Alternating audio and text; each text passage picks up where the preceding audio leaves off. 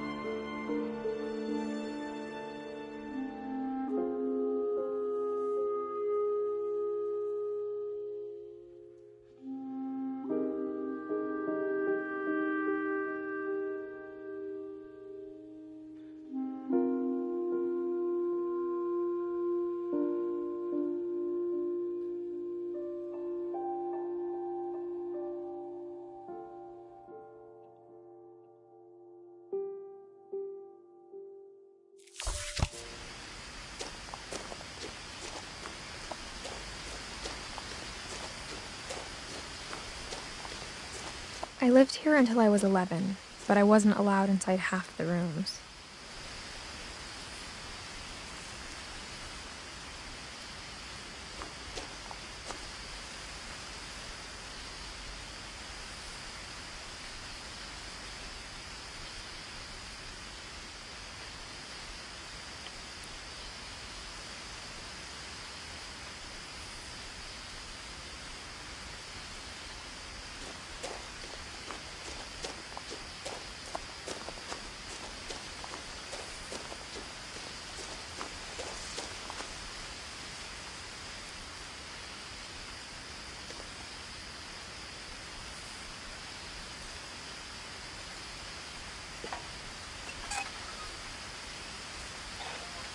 Inside the mailbox were bills from 7 years ago, marked urgent, open immediately.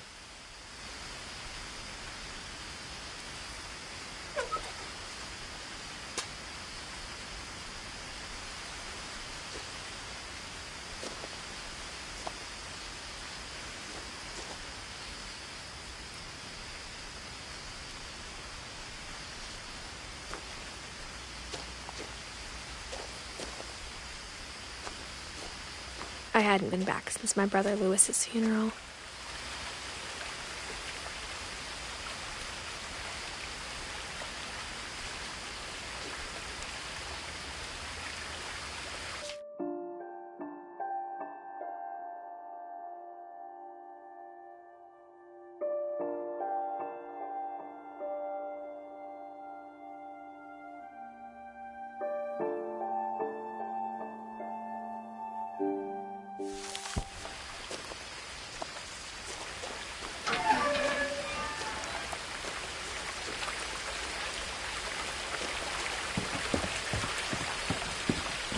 In her will, my mother left me a key, but didn't tell me what it unlocked.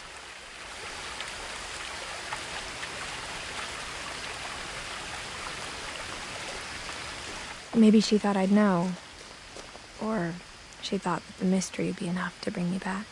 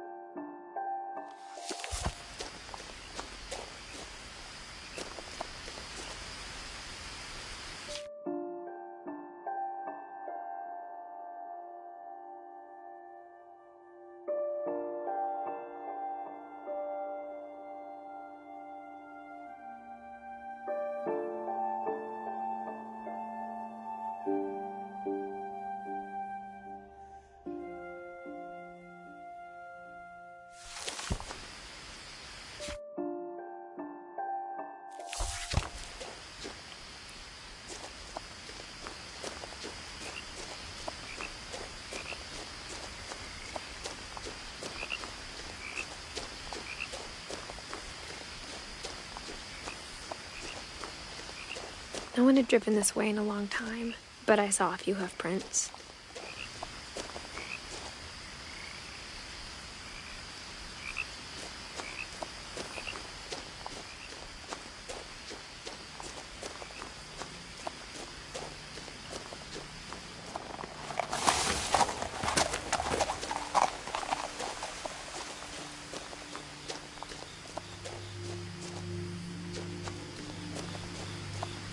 The truth is, even after I inherited the house, I never thought I'd come back to it.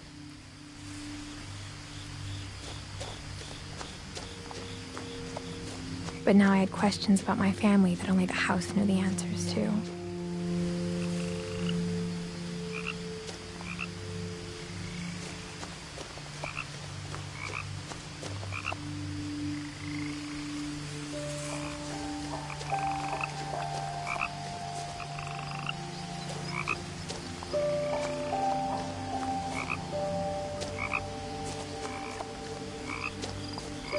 The house was exactly like I remembered it, the way I'd been dreaming about it.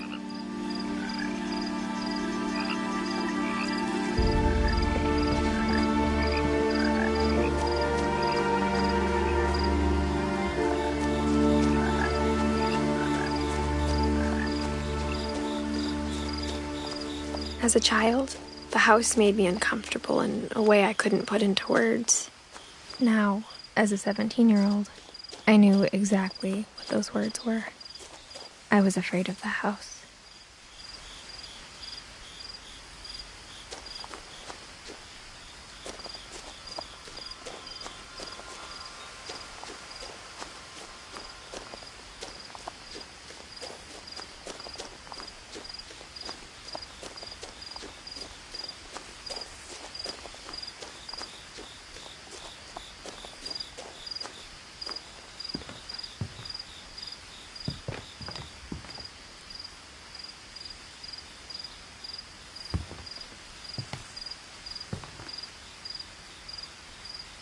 I hoped the key might unlock the front door. It didn't.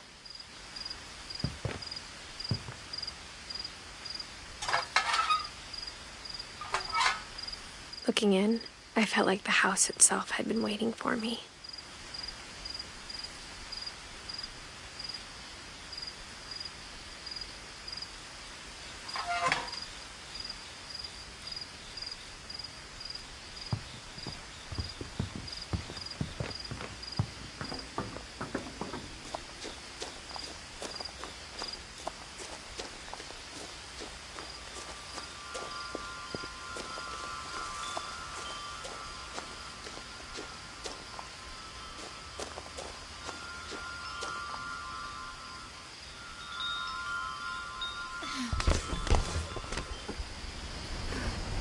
Crawling through the doggy door used to be a lot easier when I was 11.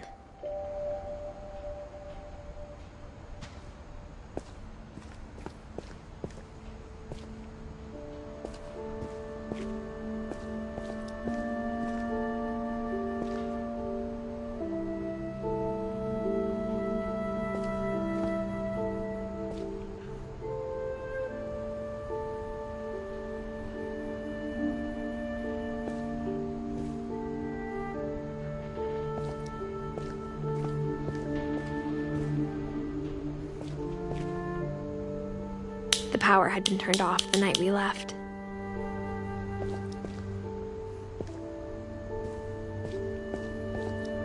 For the first time in years,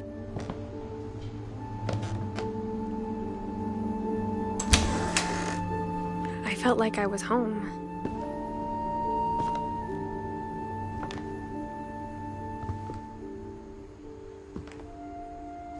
But instead of a family, there were just memories of one.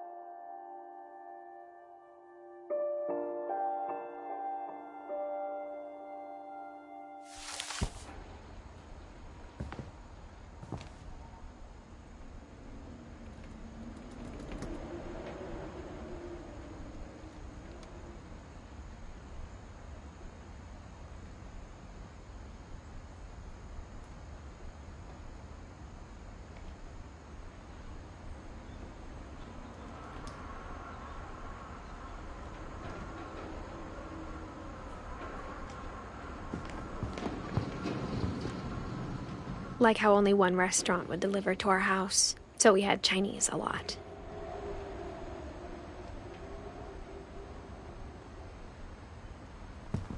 Or how after Louis started working at the cannery, we all got sick of eating salmon. Except our cat, Molly.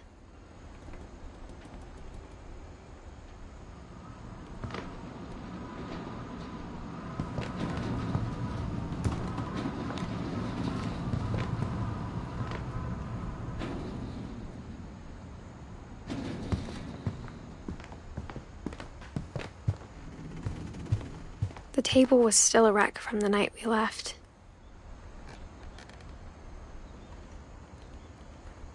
It was like a bomb had gone off, killing everyone but sparing the furniture.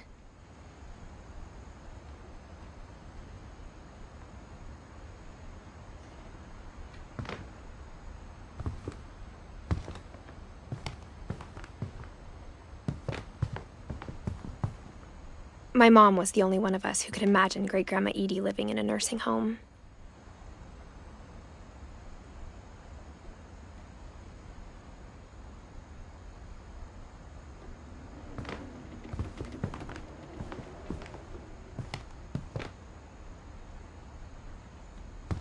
Nothing in the house looked abnormal.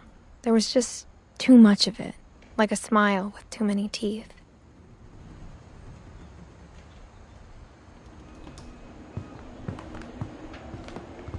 Even the fireplace had a story. Edie told me the bricks came from the original house, after it sank.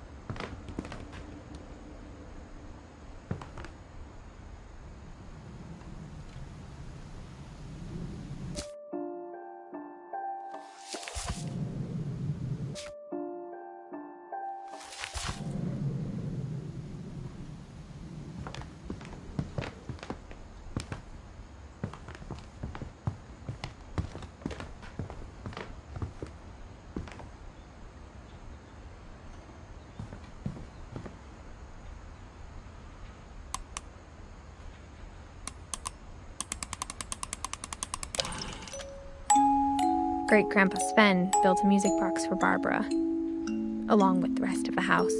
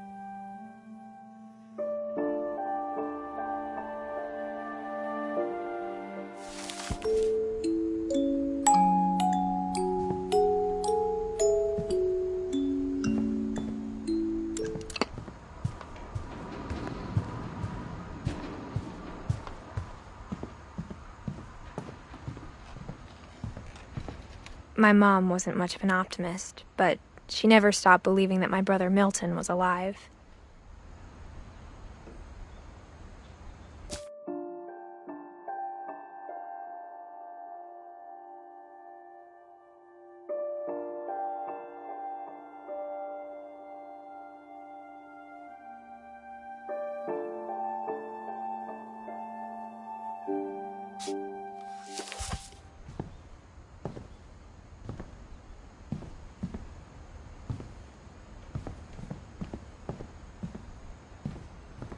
A lot of things got left behind in the whirlwind of that last night.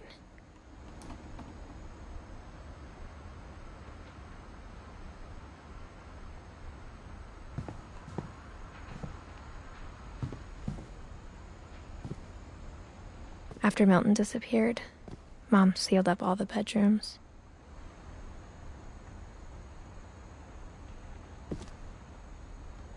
Then Edie retaliated and drilled peepholes.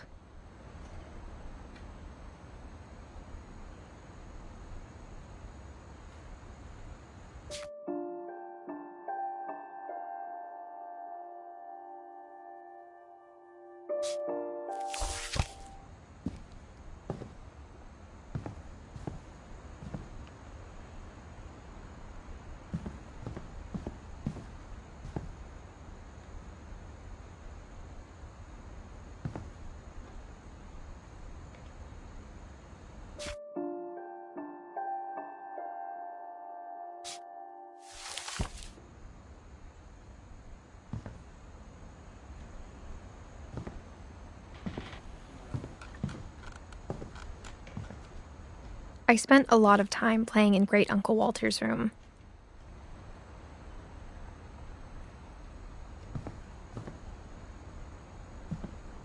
I think my mom sometimes regretted not sealing it up.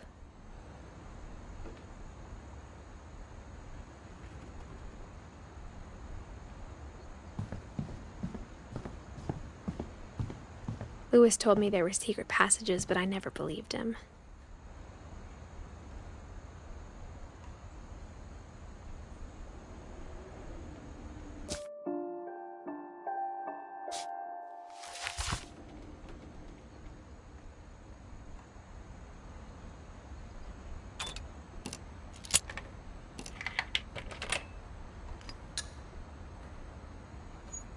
Turns out, my mom was really good at keeping secrets.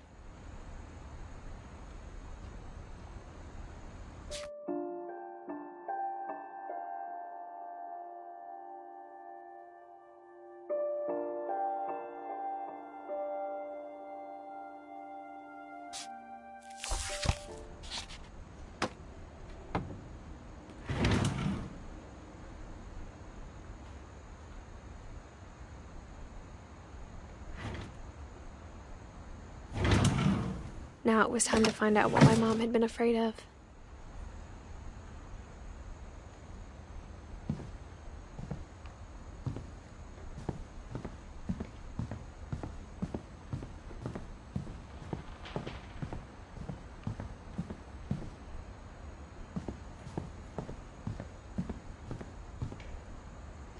Whenever people ask me about my family, the first thing they always want to know about is Barbara.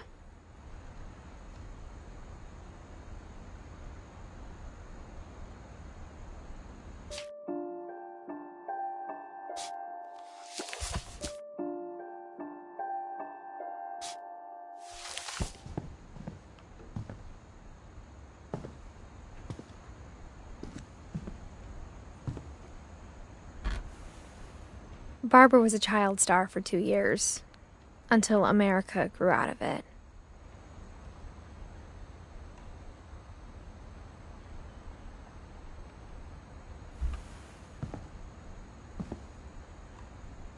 Edie's father, Odin, built the original house.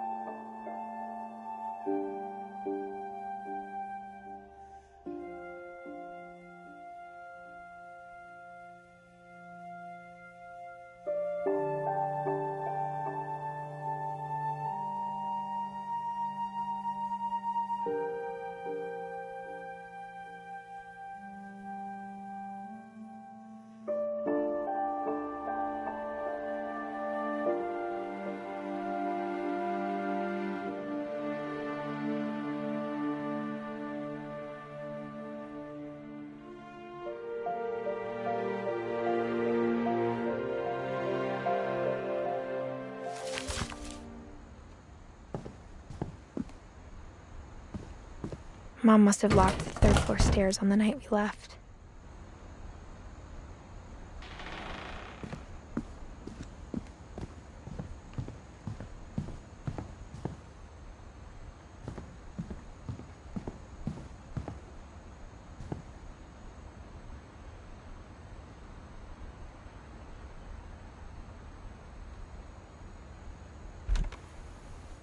The last time I was in Edith Sr.'s room, I was 10 and she was painting my portrait.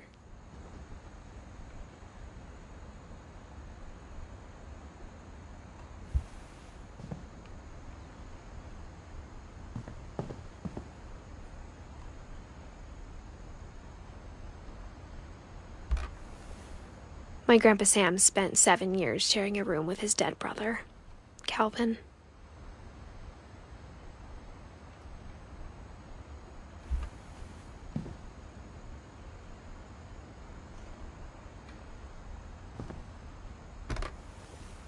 As a kid, I just assumed every house had peepholes and sealed rooms you weren't allowed inside of.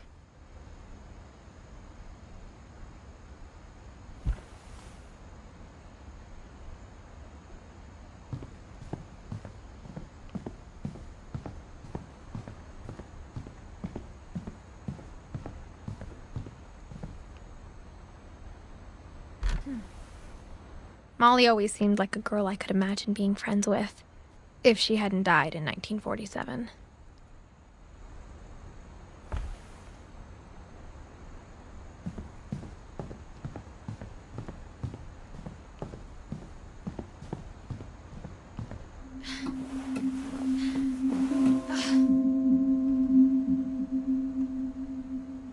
From the paintings on the wall, it was clear my brother Milton had been here before me.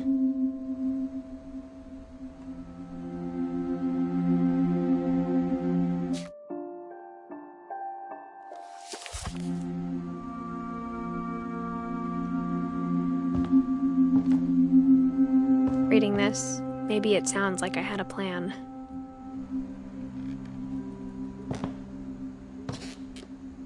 But I had no idea what was behind that door.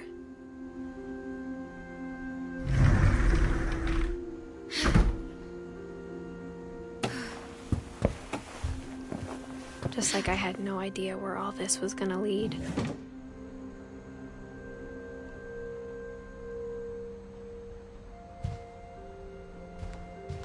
I grew up looking at Molly's room through the peephole.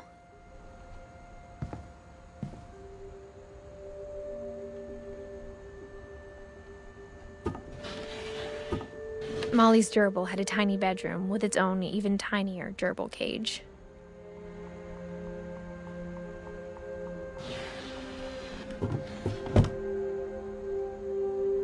Being inside for the first time, I felt like I'd stepped behind a painting.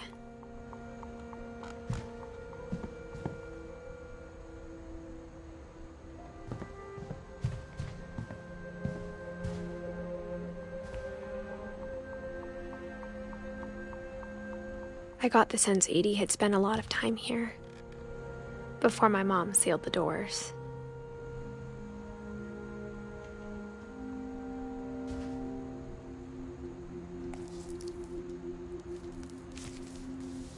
December 13th, 1947. Dear Diary, I'll be gone soon, but I wanted to tell somebody about what's gonna happen. It started when Mom sent me to bed without dinner. I woke up and I was starving, so I looked around for something to eat.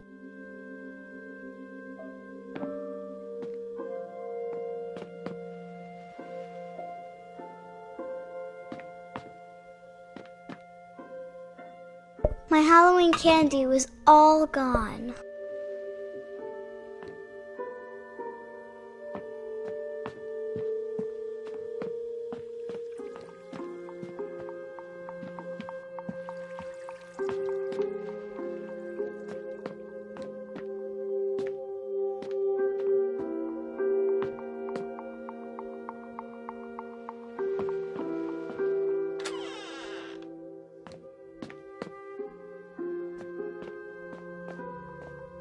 I kept eating and eating.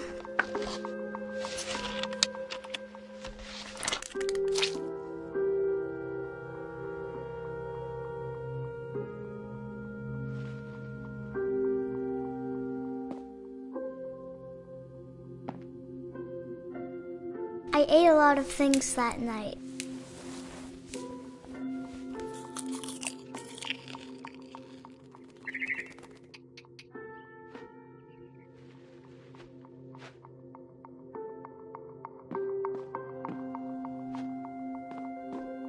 Then I heard chirping outside my window. It was a barn swallow going back to her nest. I reached out for her.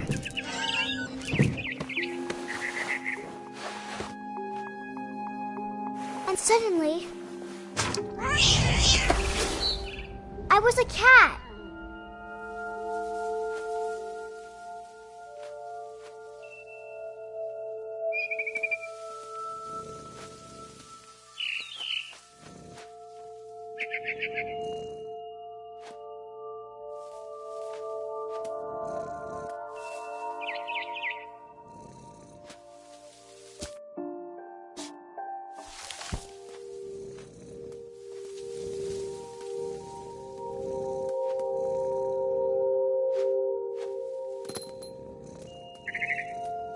I tried to be quiet, but the bird was really scared.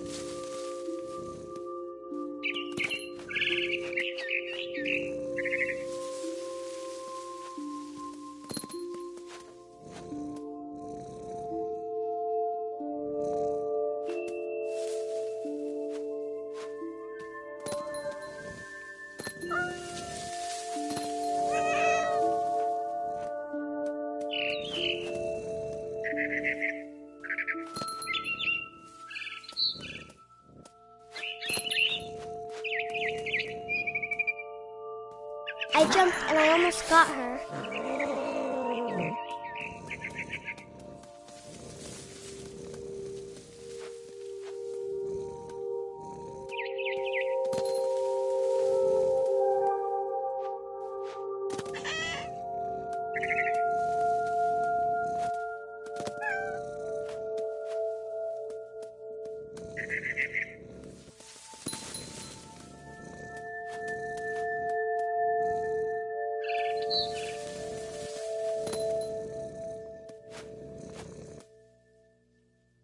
I could tell she was getting really tired.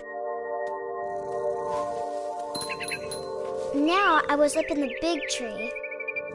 I promised Dad I wouldn't climb it anymore. All I cared about was eating that mama bird.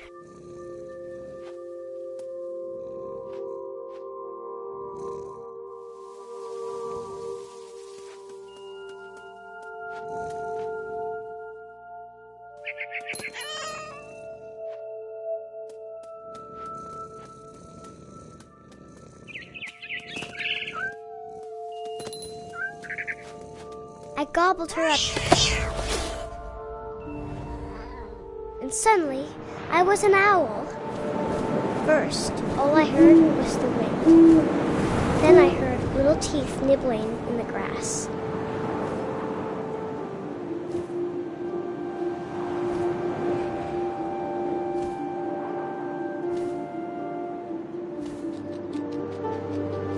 Rabbits.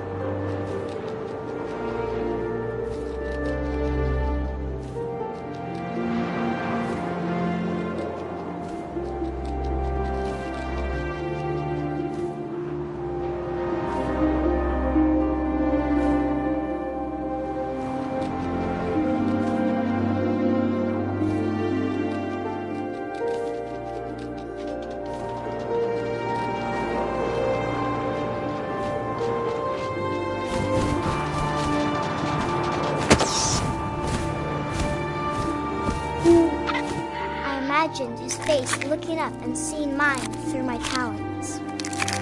I swallowed him up, and I didn't chew one bit. Then I flew off to find something bigger.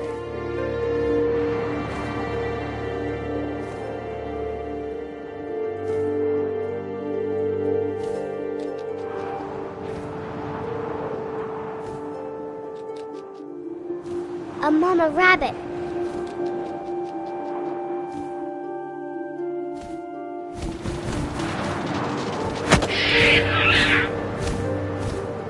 She was almost too big to carry. I started choking, but I couldn't stop eating. And suddenly, I was a shark.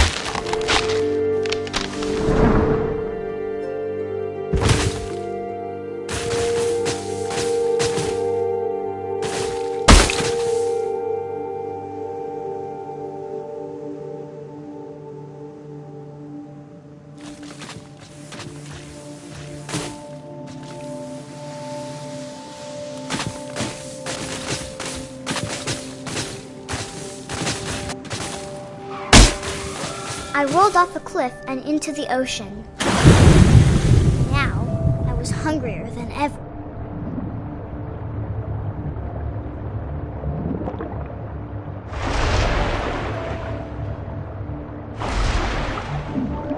I wanted fat, juicy seals.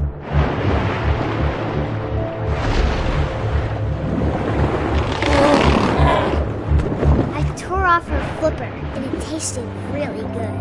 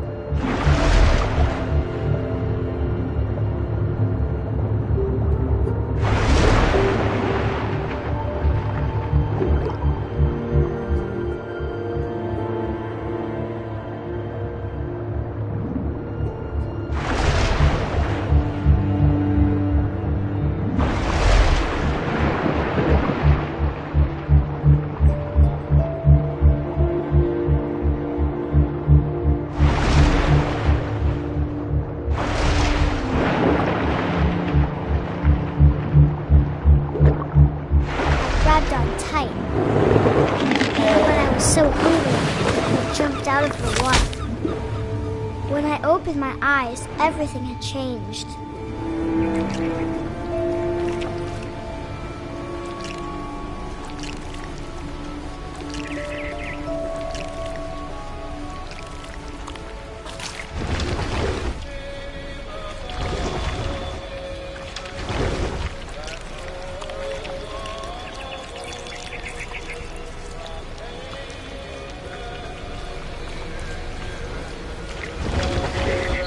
I was a monster, and I smelled people everywhere.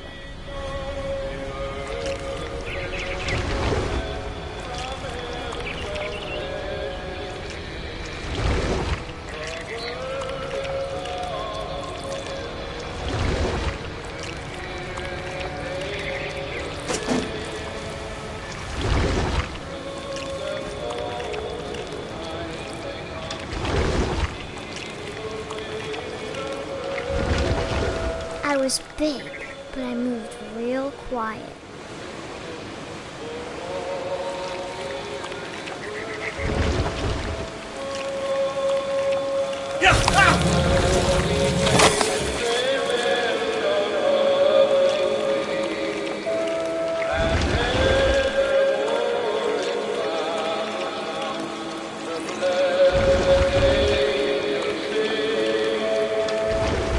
I wanted to stop, but also I didn't.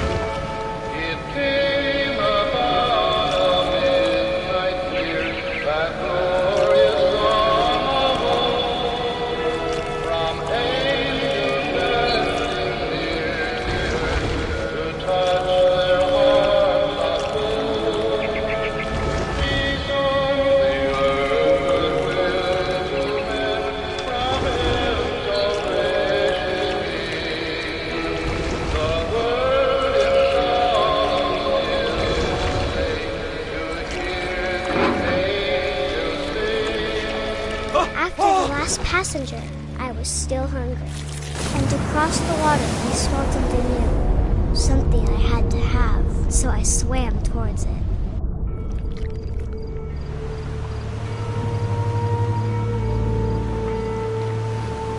I slithered onto the sand, and the good smell went into an old pipe.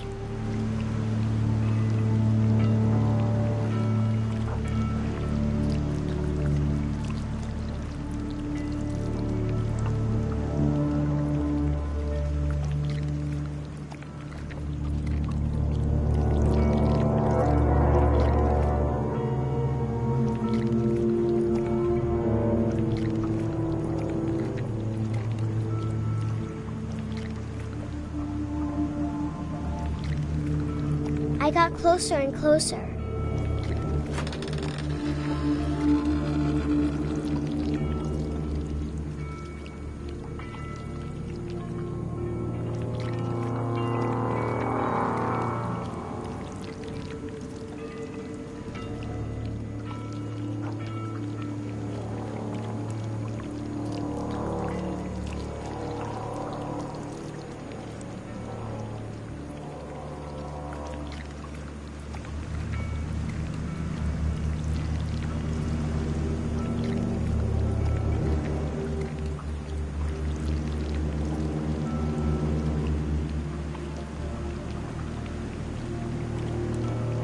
All of my stomach started growling. And suddenly, I was me again. I held my breath for a long time, but I couldn't hear anything. I think it's waiting for me to fall asleep, but it's not. not going to wait much longer.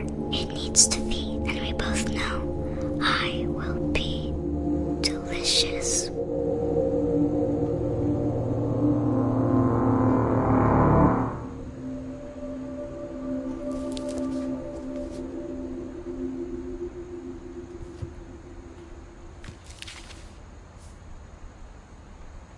I'm not sure if I believed all of that, but I'm sure Edie would have.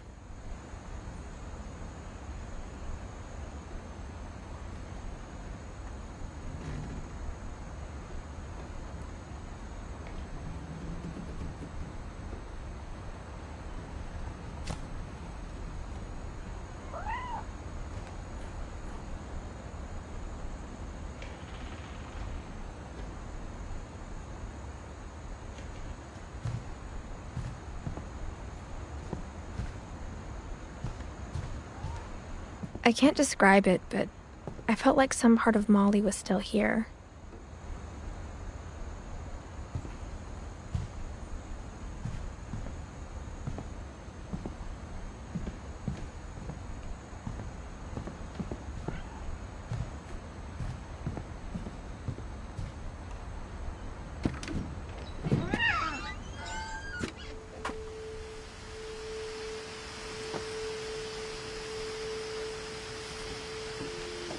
This will be obvious later, but my mom never told me any of these stories.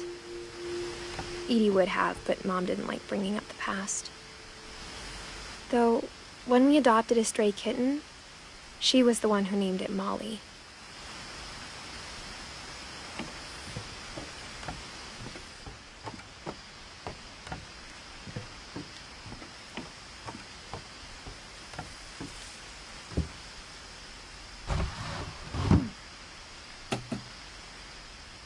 I spent a lot of time in Great-Grandma Edie's room.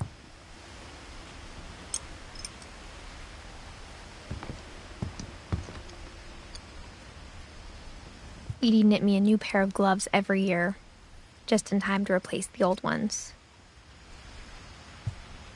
Louis died a week before we left, but Edie had already started to memorialize him.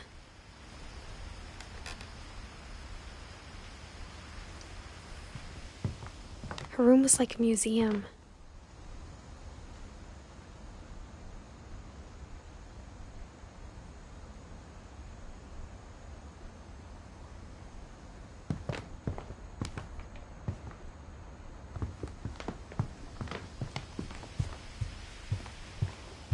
Even in her 90s, sometimes Edie seemed a lot younger than my mother. When Edie told people Sven was killed by a dragon, she could also have said he was building a dragon-shaped slide that collapsed. She could have, but she didn't.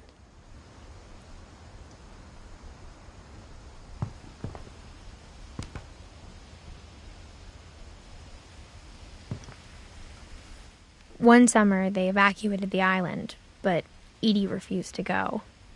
For a few weeks, she was a celebrity.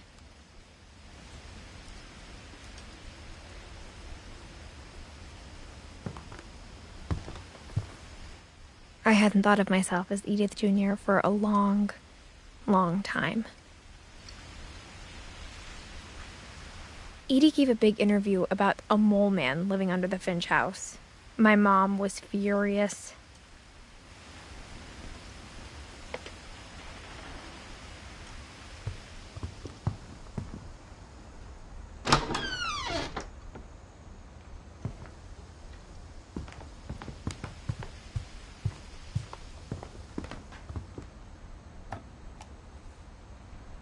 For 500 years, the Finches have been famous throughout Norway for their fortune and misfortune.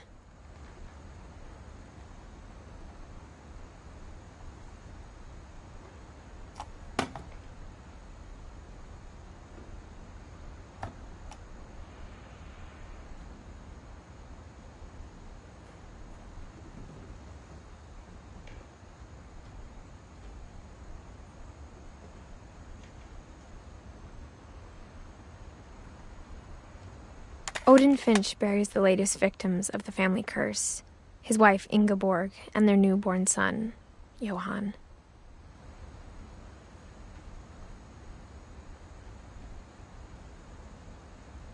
On January 7th, 1937, he set sail with his family and his house, hoping to leave the curse behind.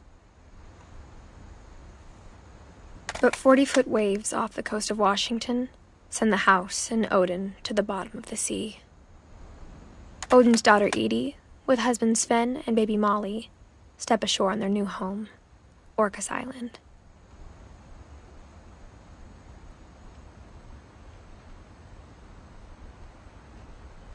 Odin Finch is the first to be buried in the new family cemetery. His daughter Edie is already dreaming of a new Finch house.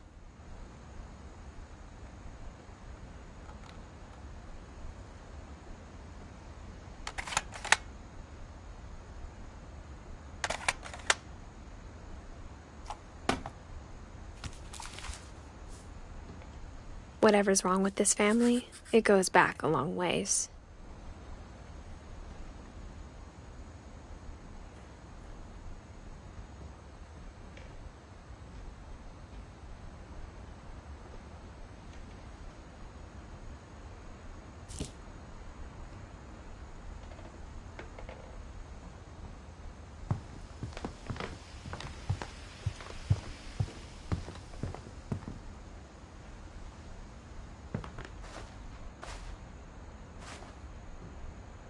The only trace Grandpa Sam's first wife Kay left on the house was the pink bathroom. It was a pretty big trace.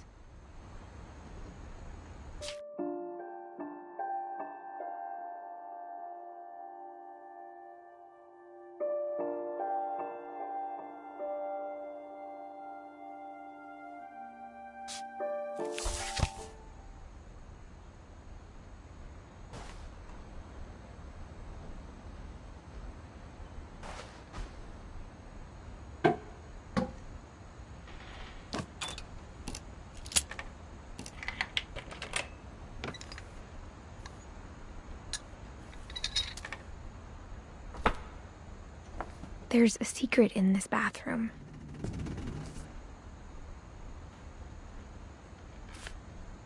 It's in the last place you would look.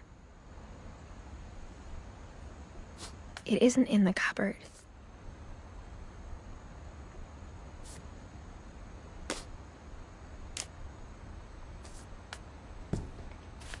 It's hidden in this book.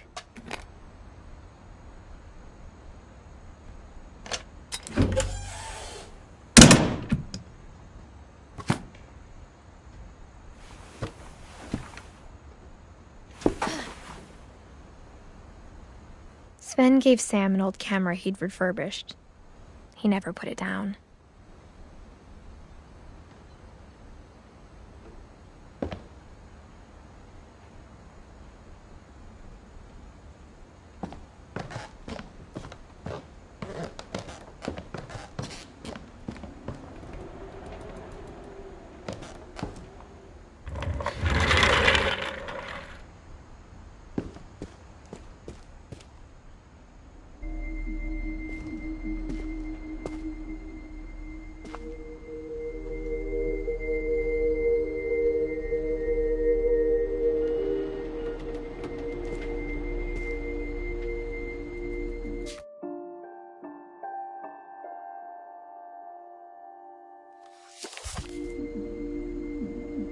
I knew Grandpa Sam had a twin.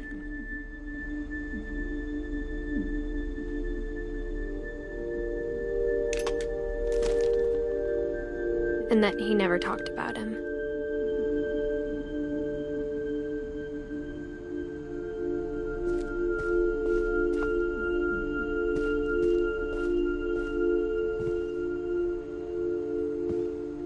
I guess my grandpa didn't like history any more than my mom did.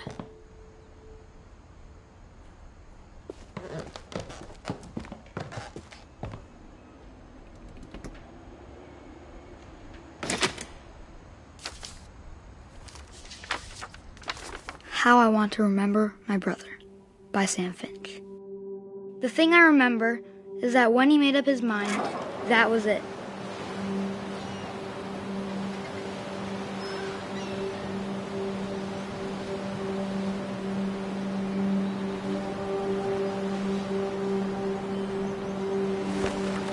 My brother said he'd die before he ate another mushroom. And he did. At Barbara's funeral, we swore we'd never be afraid again. And he wasn't. I think Calvin always wanted to fly. Sam! Calvin! Dinner's ready! Coming! But that day, he finally made up his mind to do it. I told him going around was impossible.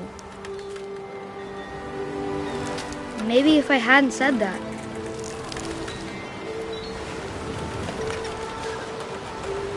Calvin! I'm not gonna tell you again! maybe if the wind hadn't picked up, then maybe he'd still be here. But I doubt it. I think he'd already made up his mind. That's what I want to remember about my brother.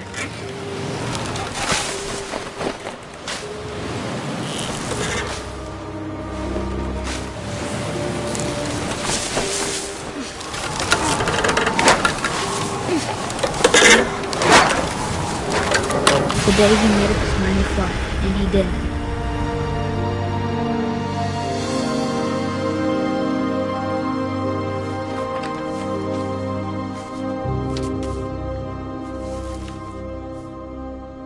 Calvin's story felt strangely familiar. When I was younger, I remember trying to do the exact same thing.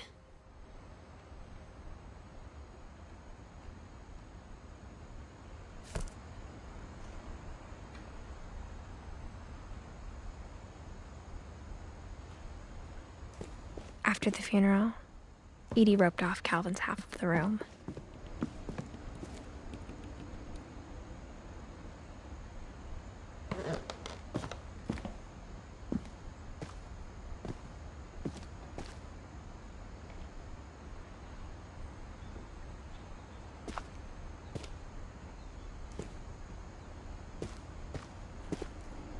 Mom said Grandpa Sam enlisted at 18 and never set foot in the room again.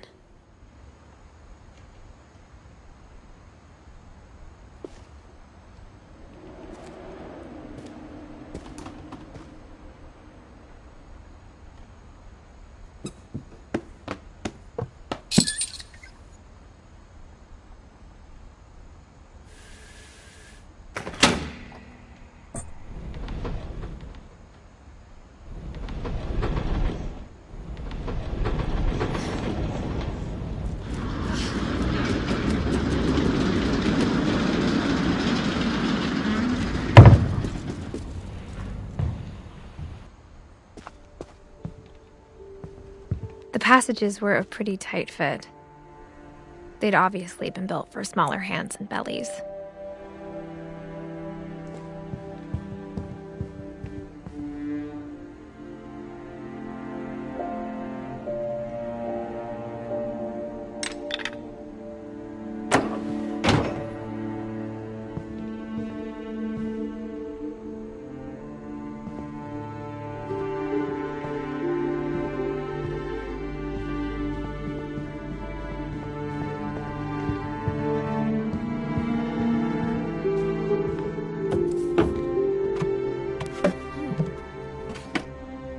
Growing up, I always thought of Barbara as a child star.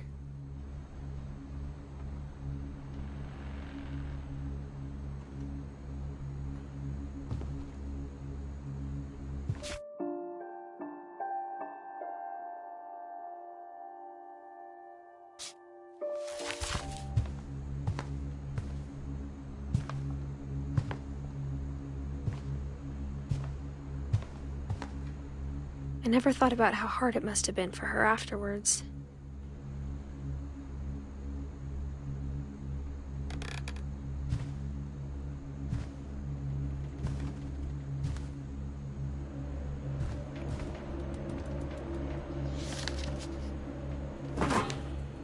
Of all the stories people wrote about Barbara's death, I'm surprised Edie saved this one.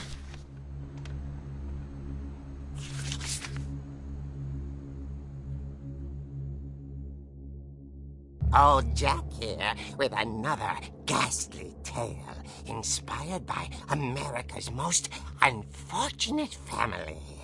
I'm calling it the surprise ending of Barbara Finch.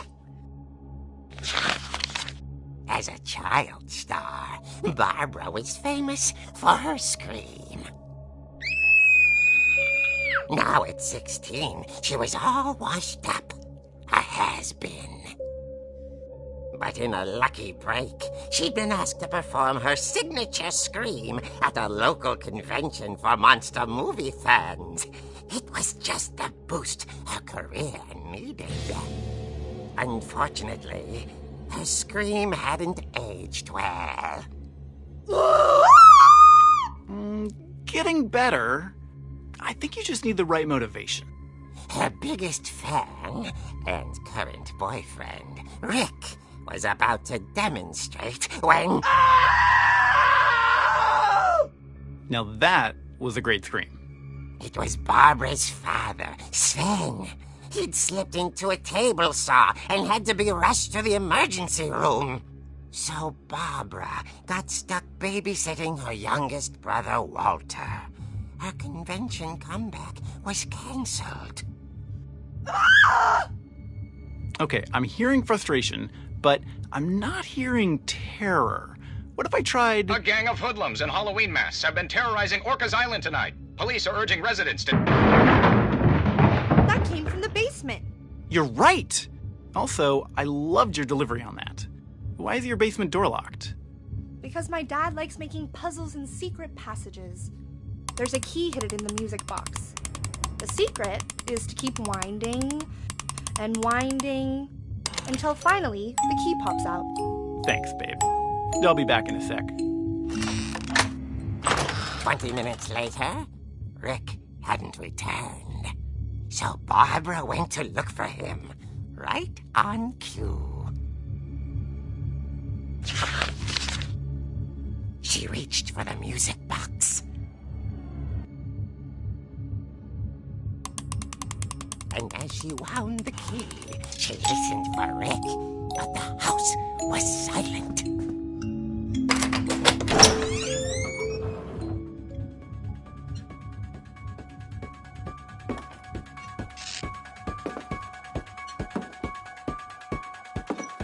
She found Rick's crutch and imagined the worst.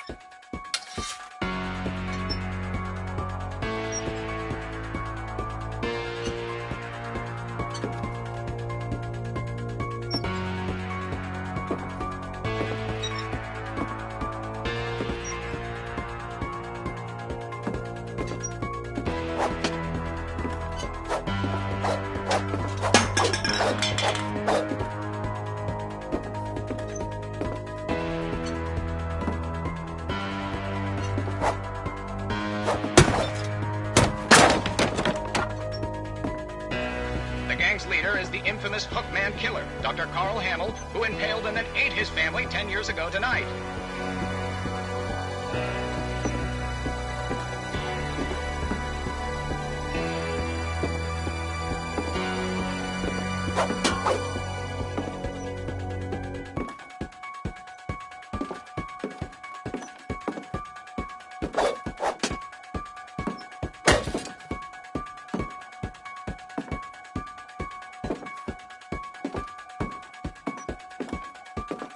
The old fridge rattled and grew still.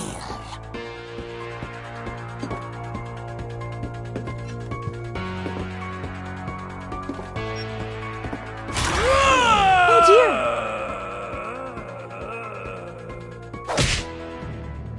Oh! Rick? Barb, relax. I was just trying to scare you to help you find your scream. Well, I'm not scared, Rick. I'm furious. Then act furious. All I'm getting from you now is that you're hurt and confused and... She threw him out, but she kept a little something to remember him by. Barb, have you seen my other crutch? And she was still holding it when she fell asleep watching the late picture show. Hours later... Barbara! Walter, what's going on up there? Ah! Okay, I'm coming up. But if this is a trick, you're dead, Walter.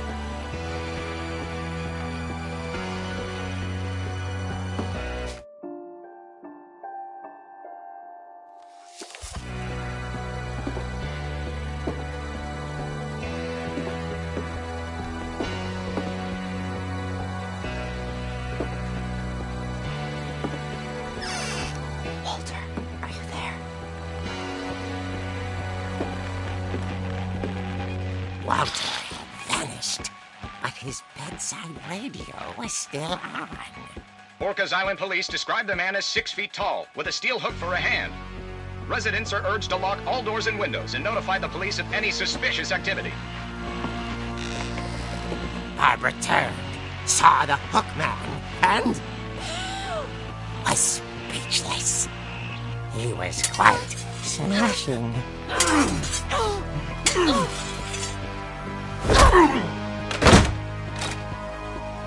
Infuriated he was. He couldn't get enough of Barbara. Okay, Barbara, there's gotta be another way out of here.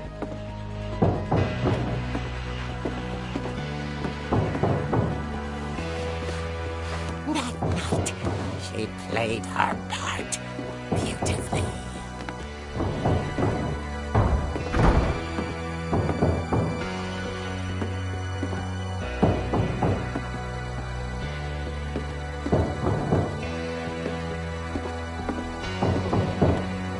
She thought about abandoning Walter, but just couldn't do it.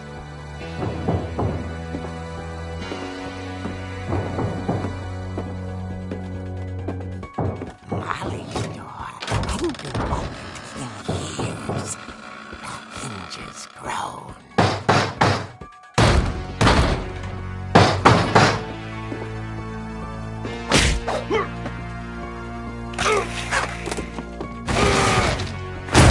He wasn't moving, but she sensed the story might not be over yet.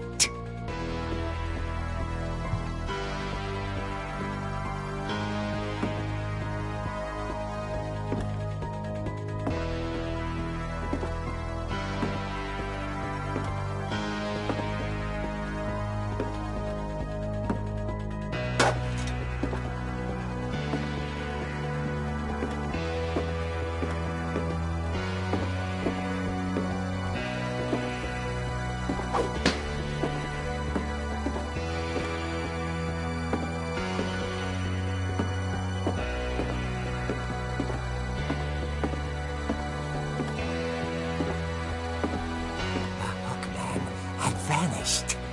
She listened for his breathing, but all she heard was...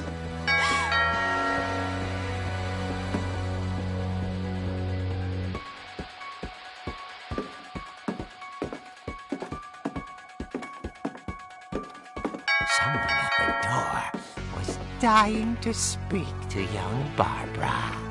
At the door, she heard whispering. was coming from inside the house.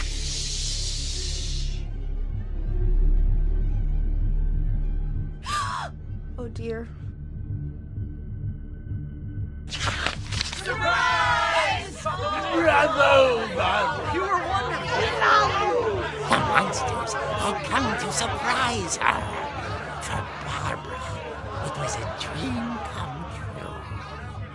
Then she saw what kind of monsters they were, and she realized what was about to happen. She was going to be famous. And with her final breath, Barbara Finch gave the performance of her life.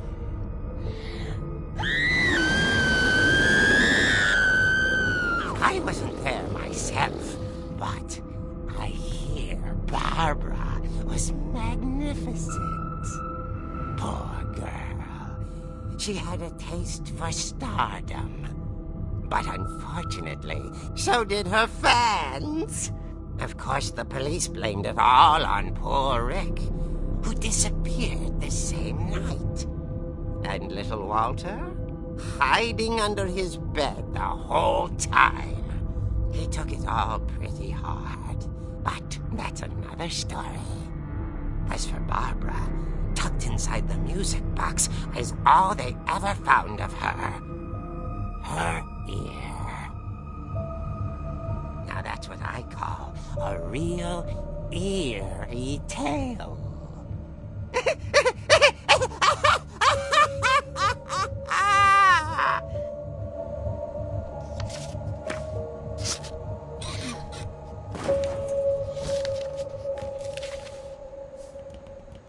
Edie told me all Barbara wanted was to be remembered, as absurd as that comic was.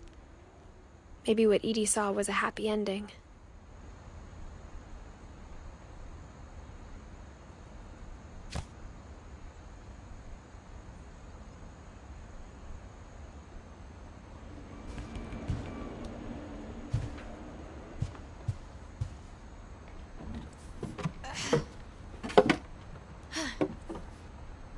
I guess now I know why Mom didn't like me playing with the music box.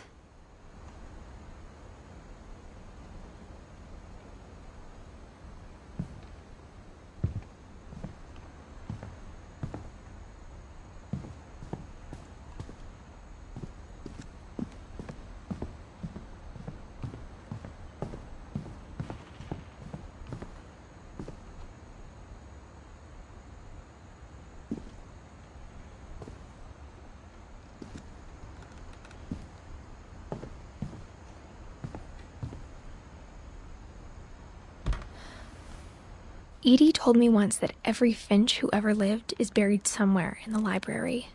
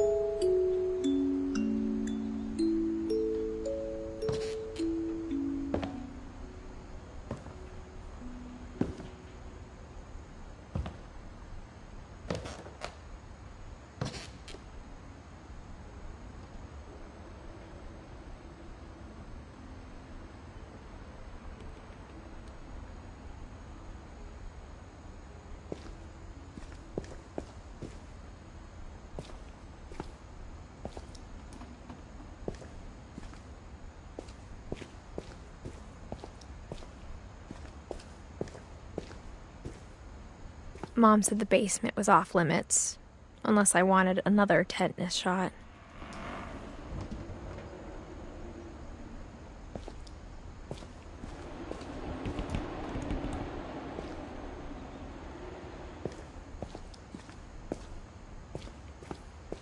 I saw Edie sneak down to the basement once, carrying packages.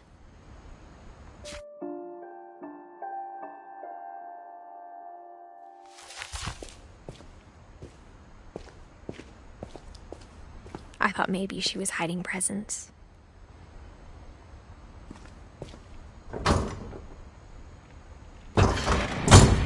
It turned out she was hiding a lot more than that.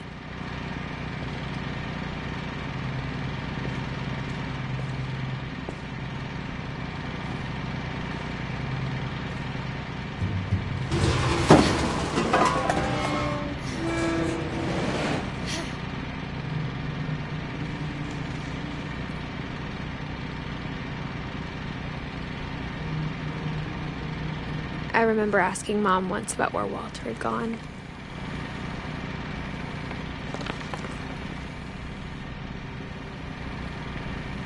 She said after Barbara died, he got as far away as he could.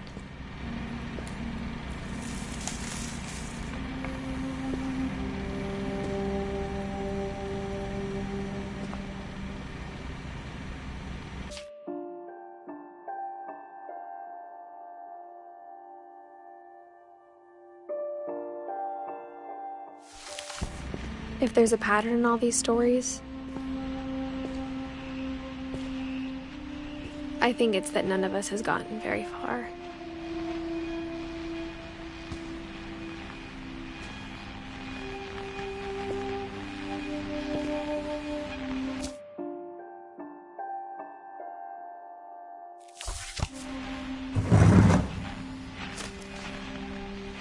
Goodbye, everyone.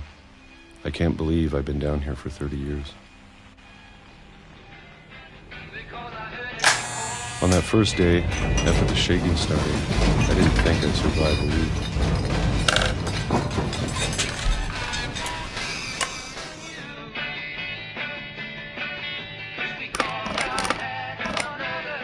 But after a few days, I settled into a routine.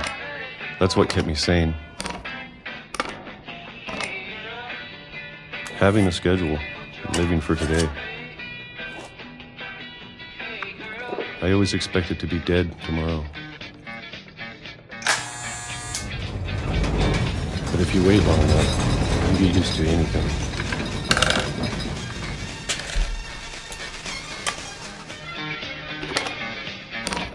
Even a monster on the other side of the door starts to feel normal.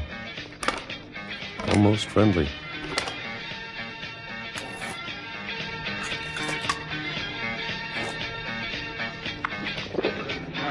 And then one day, everything just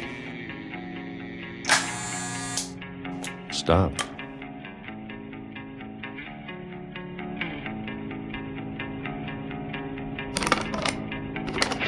Whatever that thing was, it was gone. Maybe it got tired of waiting. Or maybe I just got tired of being afraid.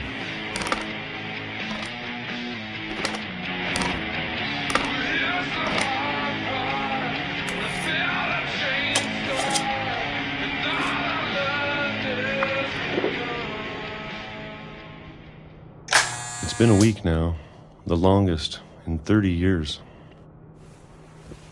I'm done waiting. I have to leave while I still can.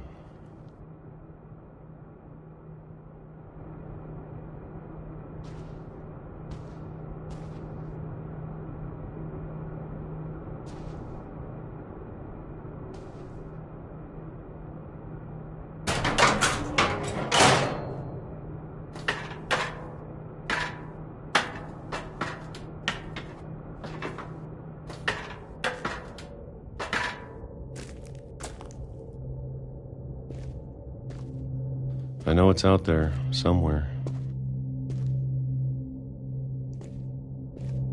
Whatever killed Barbara.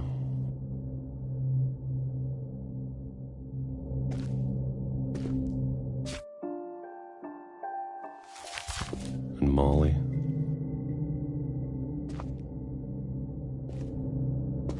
And Calvin.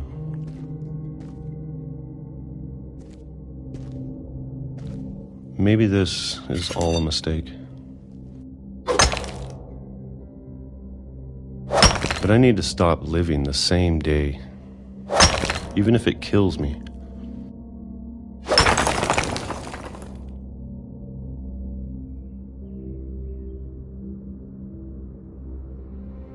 Whatever's out there, I want you to know I'm ready for it. I'm going to appreciate all of it, especially the food. I don't mind if I only have a year left, or a month, or a single week. I'd be happy with one new day. I can already imagine the sun on my face.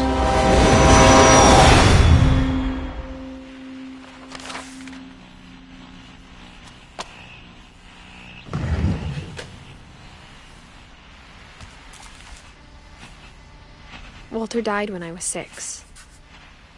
I can't believe my mom never told me he was down here.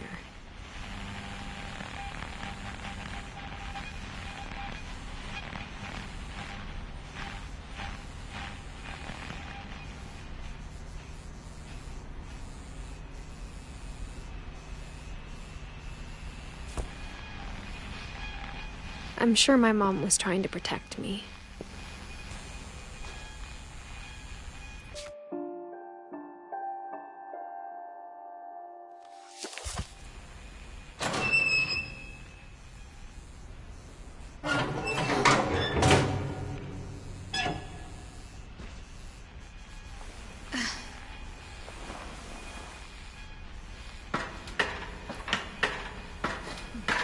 Maybe she was afraid I'd end up like Walter. But if she never told me about an uncle under the house,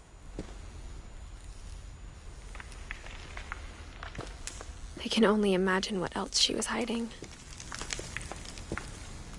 I don't want to make the same mistakes she made.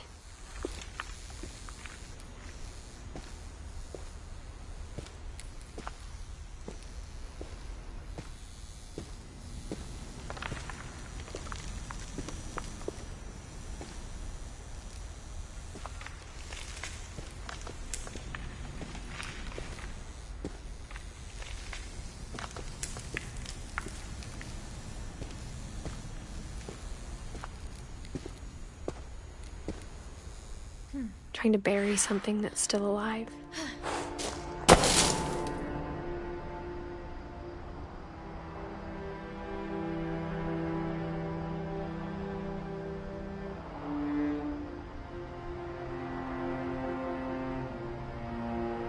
Now that there's only one of us left, or maybe two,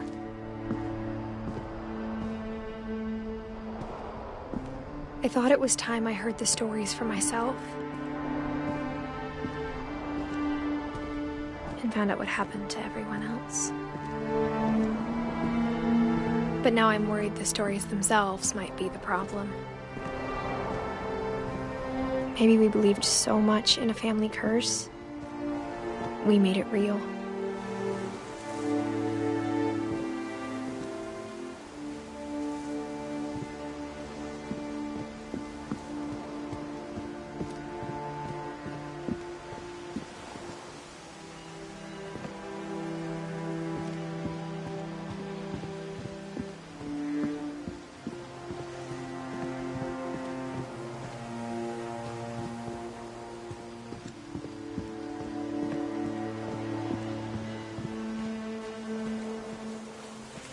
I don't know if I should even be writing this.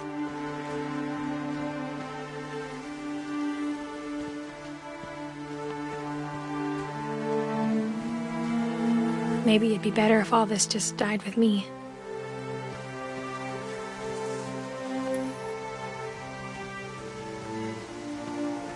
But I thought you should know about your family.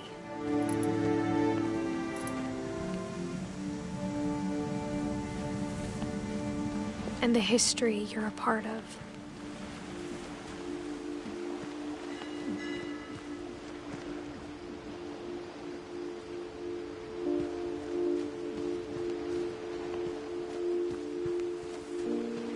Though to be honest, I feel as lost as you probably do right now.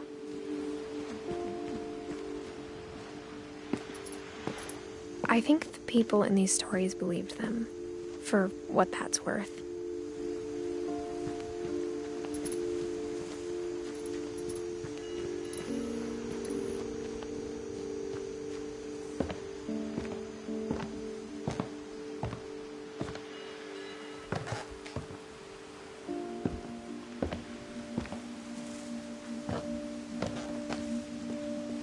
when you look at the house, that history of imagination and stubbornness and madness, any of it seems possible.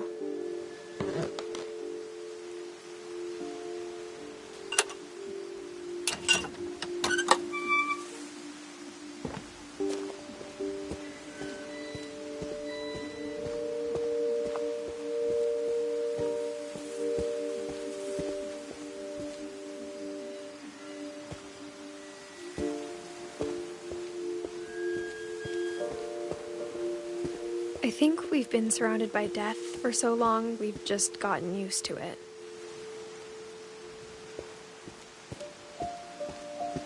What kind of family finishes building a cemetery before starting the house?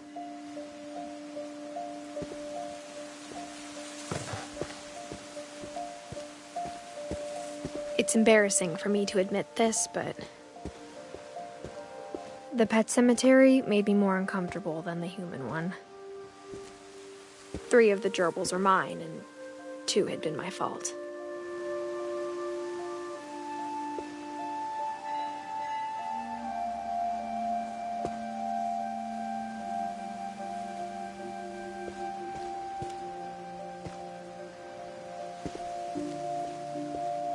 Sven built the house, but it was Edie who designed the cemetery.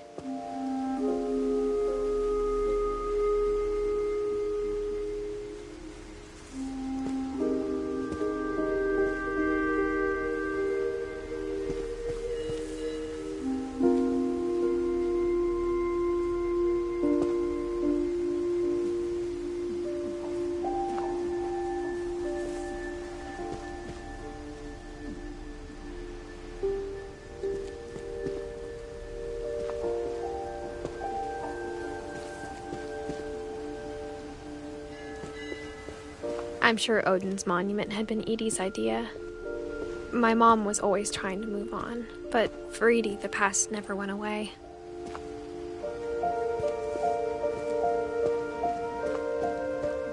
She could see it poking out of the water at low tide.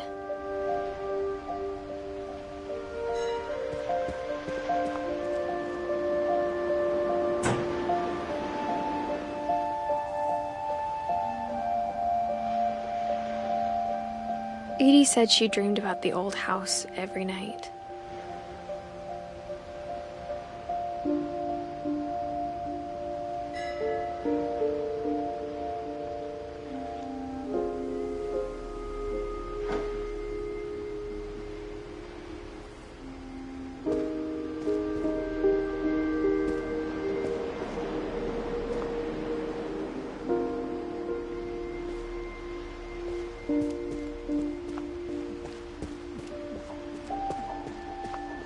Edie's side was always easier for me to understand. But the older I get, the more I can see where my mom was coming from. Her dad had been pretty strict, but it wasn't enough to save her brothers. She was just trying to do better.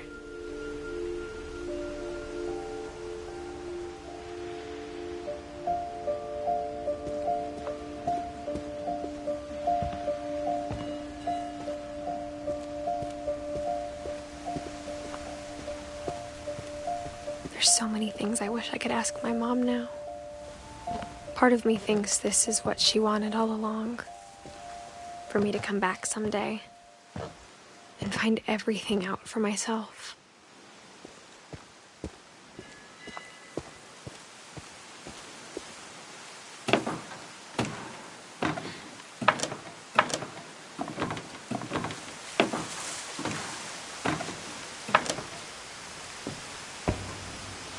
But looking back on it now,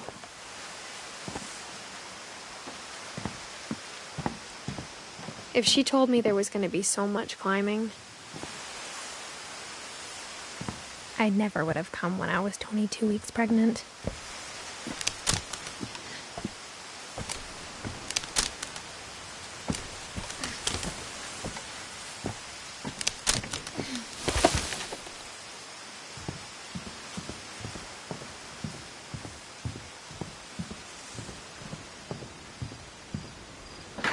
I never met Grandpa Sam, but I think he and my mom had a lot in common.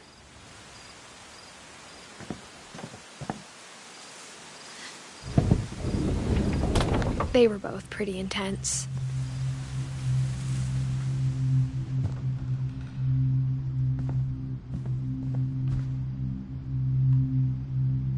Sam spent his life shooting photos, but Mom said he got nervous being in front of the camera. I guess we're all afraid of something. Instead of hiding from death, Sam seemed to go out of his way to meet it.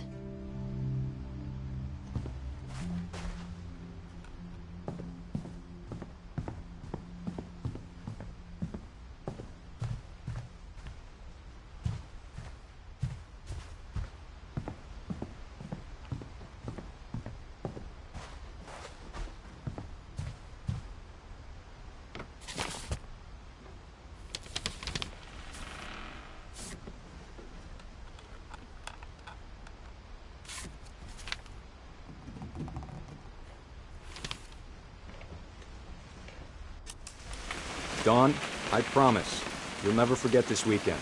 Yes, sir. These memories are gonna last a lifetime. Am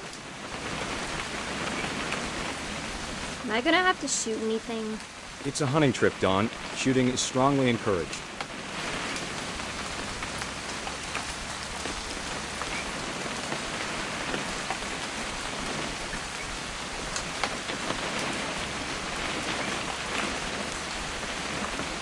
What?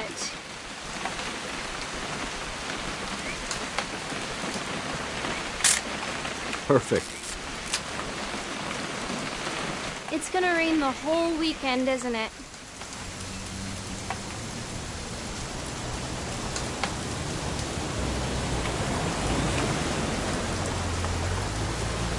I will never forget this weekend, Dad.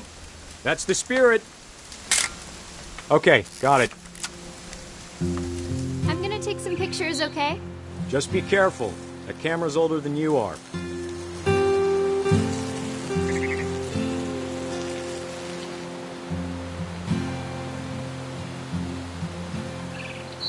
You're right, Dad. It's starting to clear up. Still freezing, though.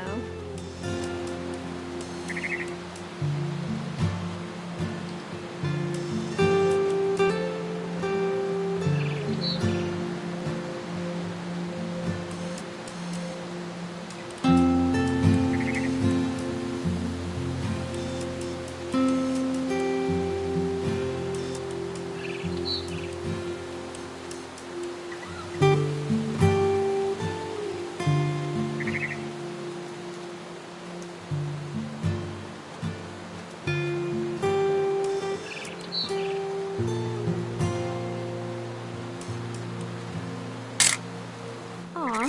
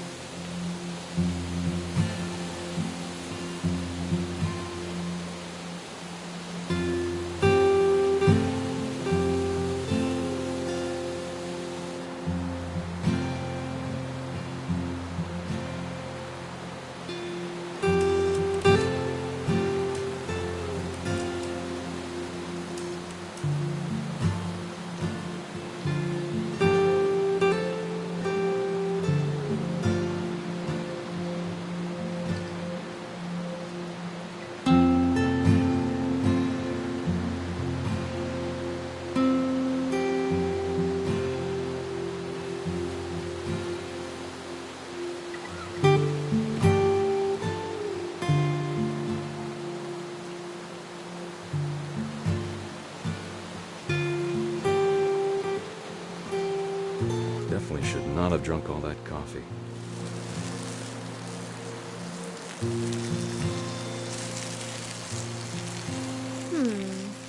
Hold still while I take a picture of you.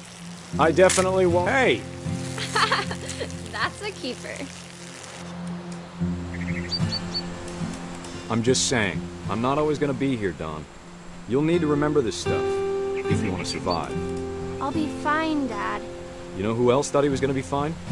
Some guy who died. Dawn, I'm being serious. I know, Dad. You're always serious. Doesn't being out here make you want to chill out? Well, to tell you the truth, I haven't been out here in 20 years.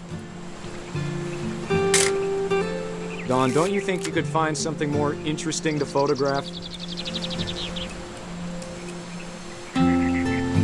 Last time I was with my brother Calvin. Man, that was a great trip. Your grandpa Sven taught us how to fish, how to build a fire. We found an old logging trail. There were deer everywhere. I bet if I could remember where that trail was, we'd spot a buck for you in no time. Give me a minute to check the map.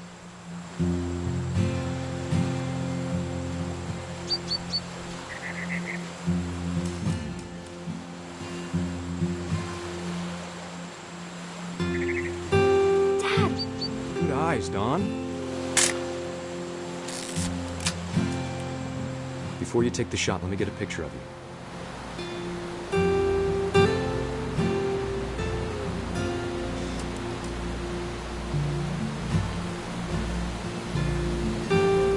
Dad, I... Just breathe. Turn off your imagination. Focus on your target.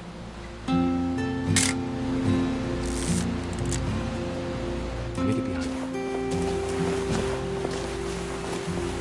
Do I have to do this? Dawn, you don't have to do anything. But if you want to survive, you'll need to be strong.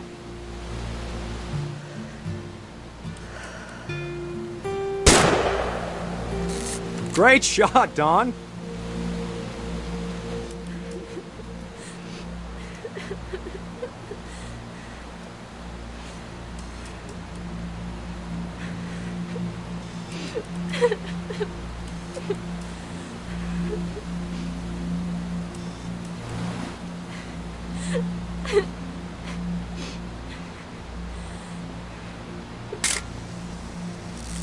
I'm proud of you, Dawn. Always remember that, okay?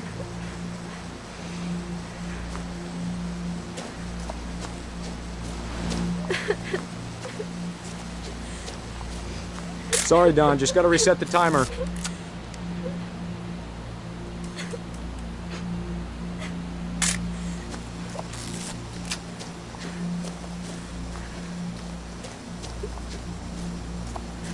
Dad, it's twitching. I think That's it's totally so... normal, Dawn. Just focus on the camera. Try not to think about... Dad!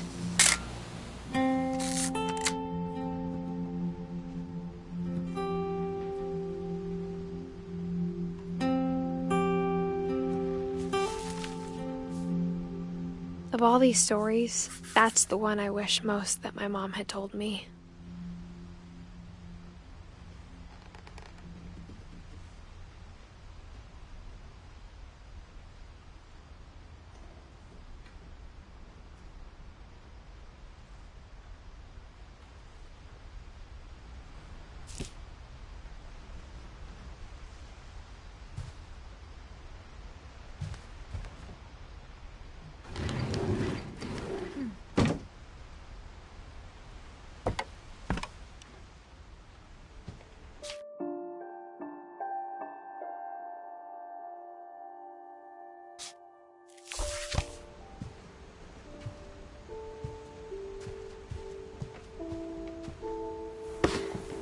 After Sam died, my mom and Edie got really close.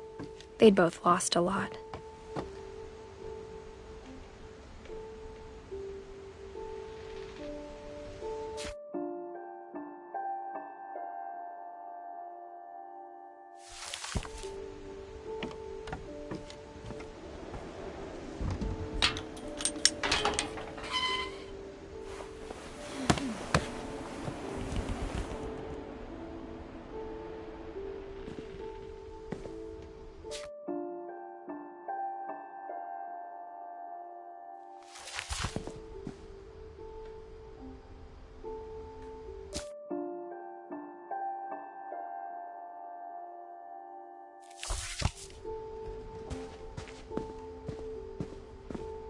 I can't imagine my mom ever writing poetry, and yet...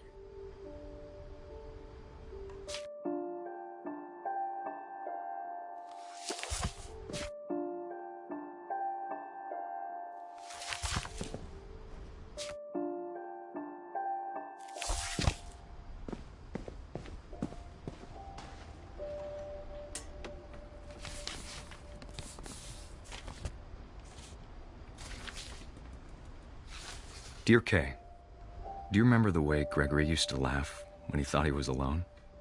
Like something funny was happening, but only he could see it.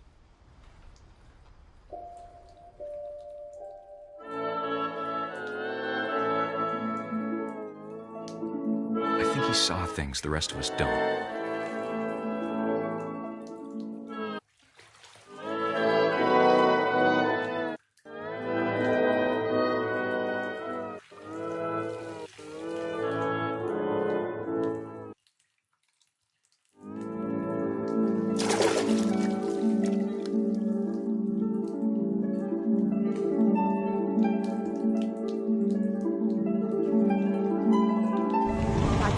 Gregory, it's time to... Hold on, sweetie. Hello? Sam, I told you I don't want to talk right now. I wonder what he saw.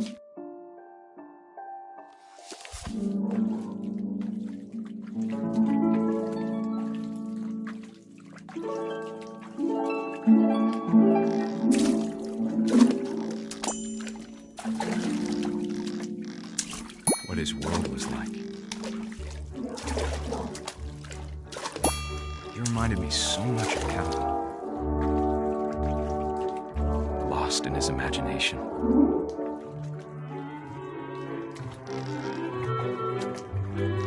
Whatever it was he saw.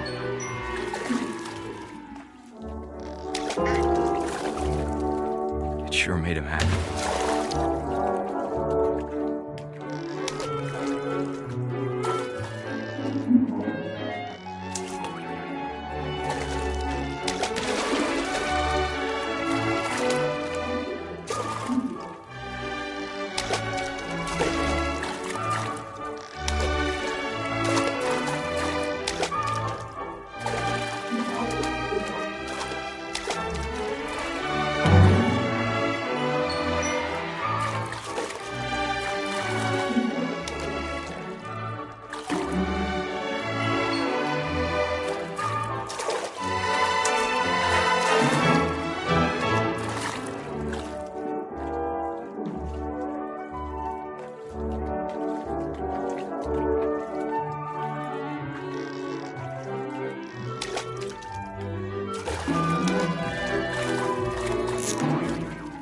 silly it sounds.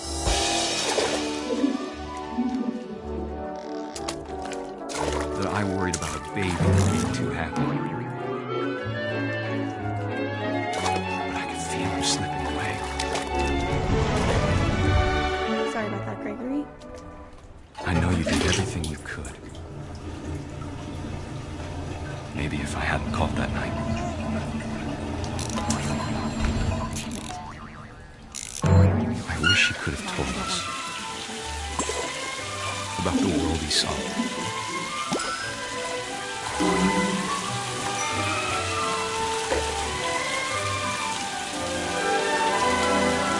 There's so much I don't understand about Gregory, about everything.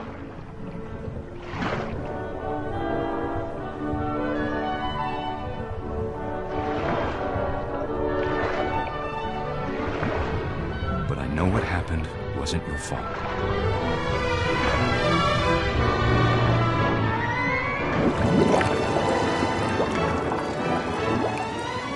I'm sure he's happy. And he'd want you to be happy too. Good luck, Kay. Love, Sam.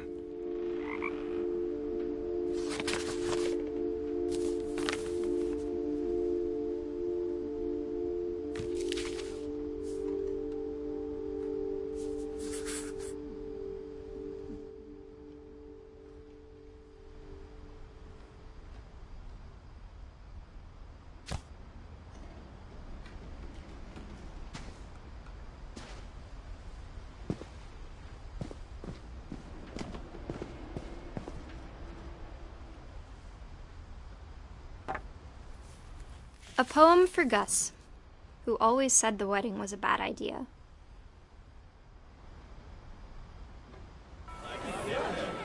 Our father never hit us kids, at least not very hard, before the day my brother said with teenage disregard that he'd be dead before he'd see a wedding in our yard.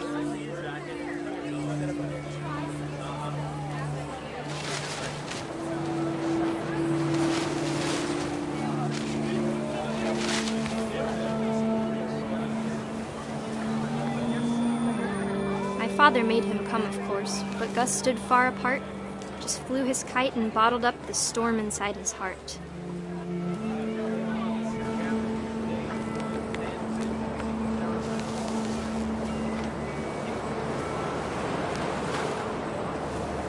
I tried to talk him out of it, but though he'd never met her. "We don't need a stepmom," were the words that I now remember. pronounce you husband and wife. You may kiss the bride.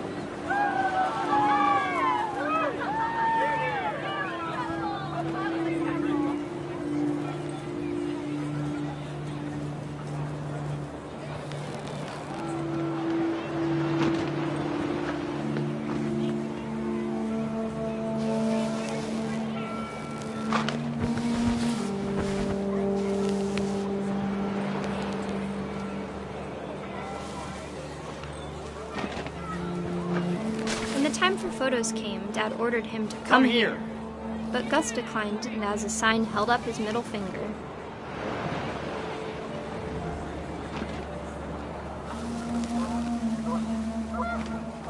The wind picked up and panicked geese appeared and quickly went. But all the humans did that day was go inside the tent.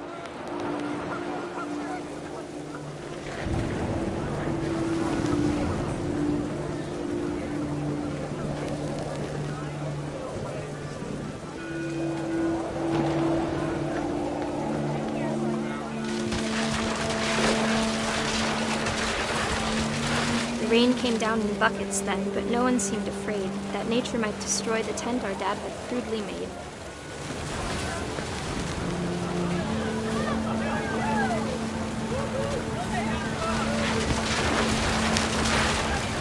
The thunder sounded much too close and full of angry power. But all my father said to this was, "Make the music louder."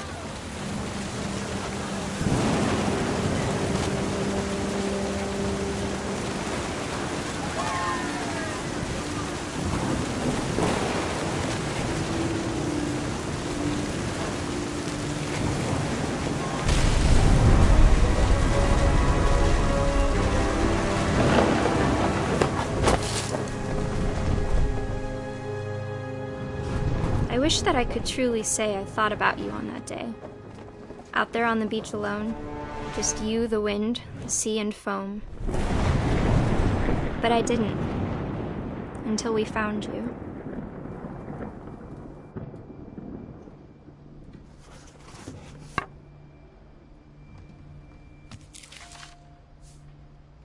She never talked about him, but Mom told me once if I was a boy, they were going to name me Gus.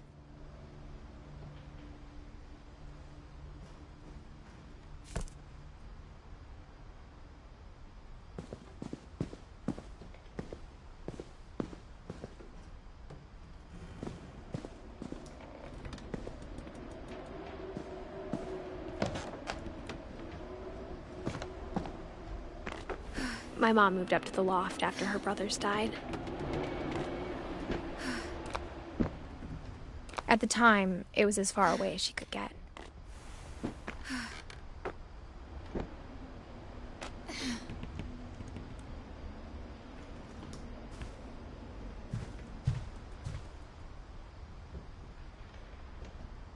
She spent a summer building houses in Calcutta, where she met my dad, Sanjay.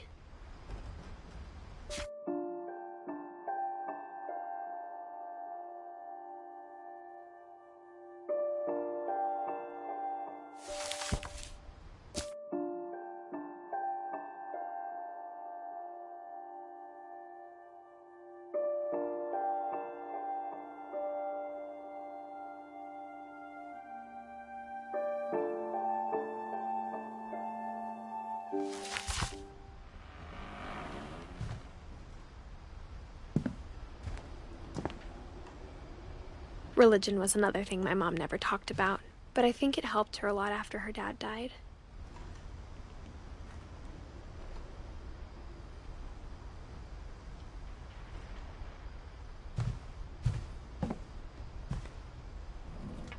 My mom moved to India a week after graduation and got a job teaching English.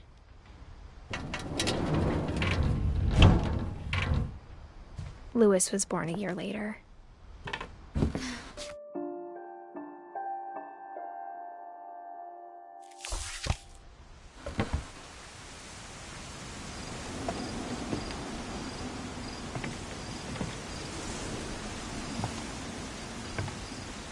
When my dad died, I don't think Mom knew where else to go.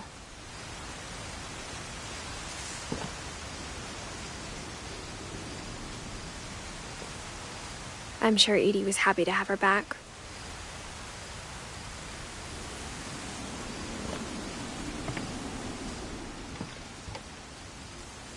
And to see kids in the house again.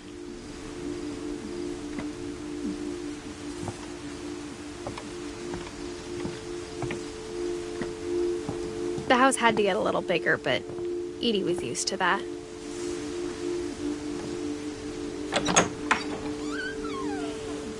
And for a while, things were good. Almost normal.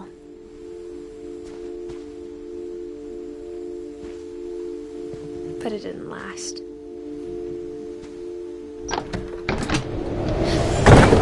The beginning of the end was Milton's 10th birthday, when Edie gave him a castle.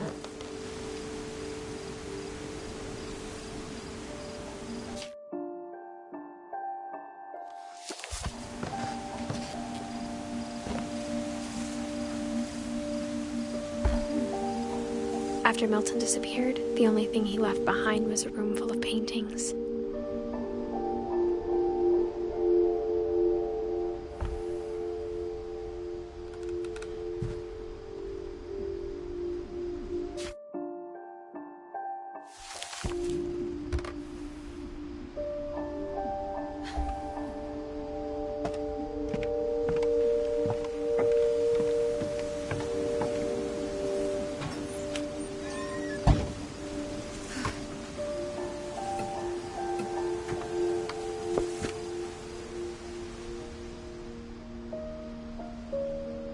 I think Edie was happy to finally have another painter in the family.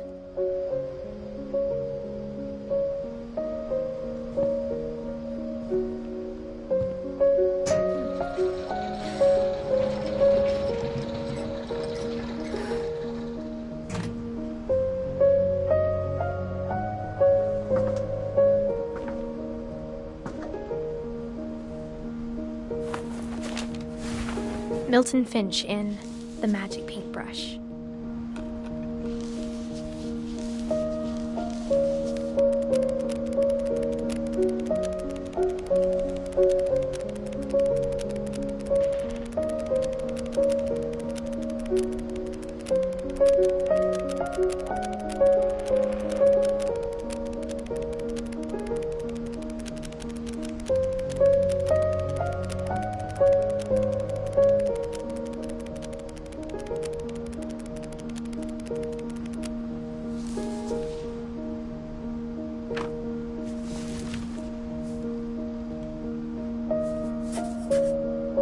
I was 4 when Milton disappeared.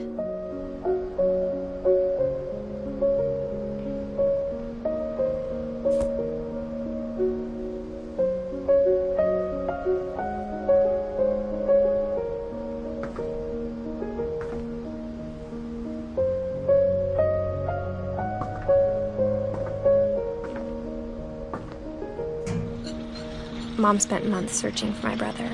Then she sealed the doors.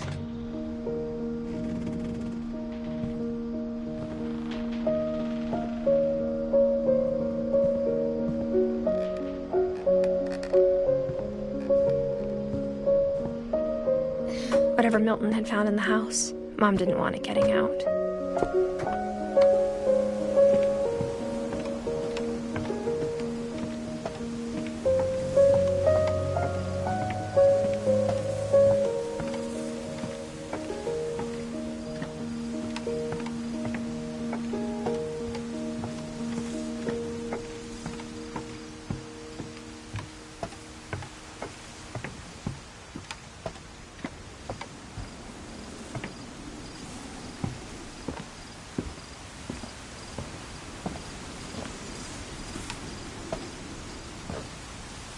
Mom definitely blamed Edie, but I think Louis blamed himself.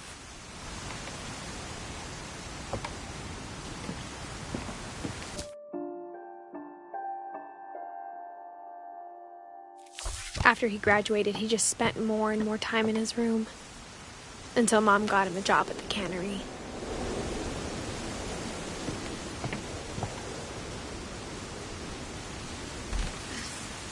Everyone always told me to stay out of Louis's room, except Louis.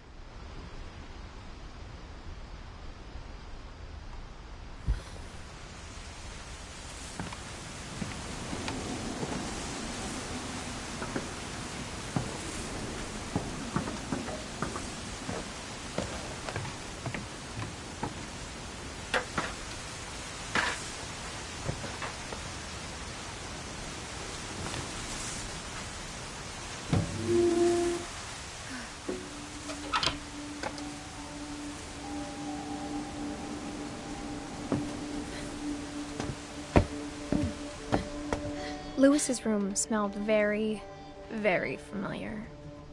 That part of him lived on.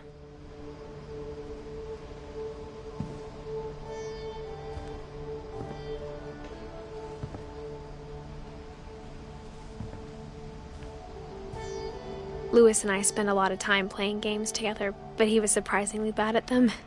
He died a lot.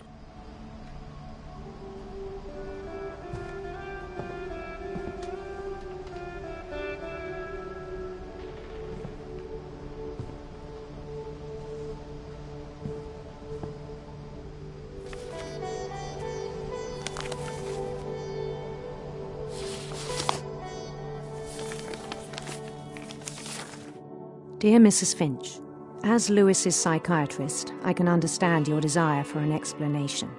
As I see it, the trouble began in January, shortly after we convinced your son to seek treatment for substance abuse. Newly sober, I believe Louis first noticed the monotony of his daily life.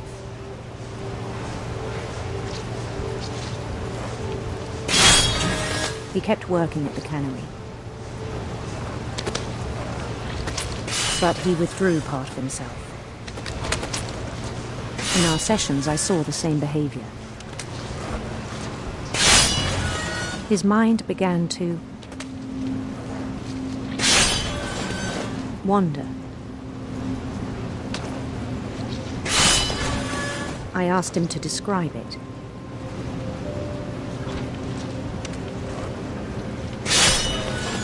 He said he started small, imagining a labyrinth. He'd feel his way about. Then something moved. Bats. And toads.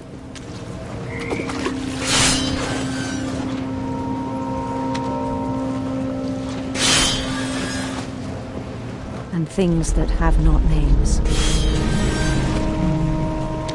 He knew it was all in his head. But he took it very seriously. I had hoped he'd find himself.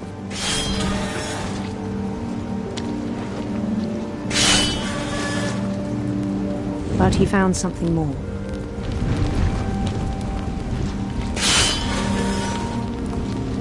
I worried about him then. Daydreaming at the cannery.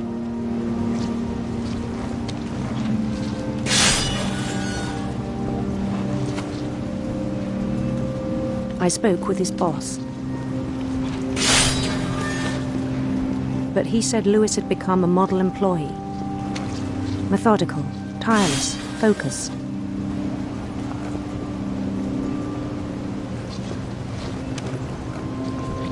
Like a whole new Lewis. So I let him go on.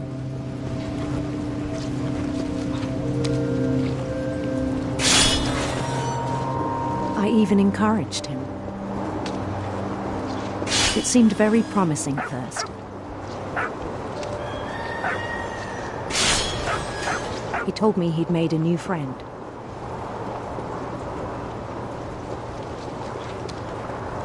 On the edge of a city he named Lewis Topia.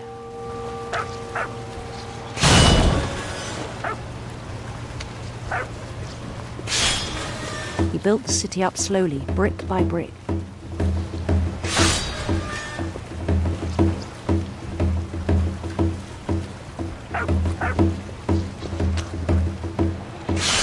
Then he made musicians.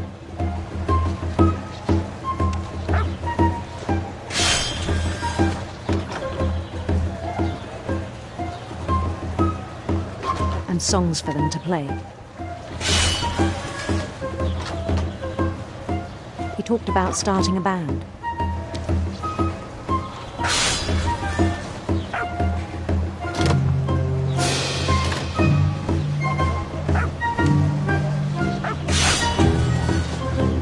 And he was always humming something.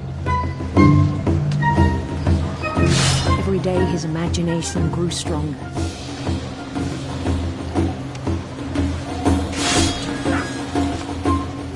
He no longer spoke at the cannery.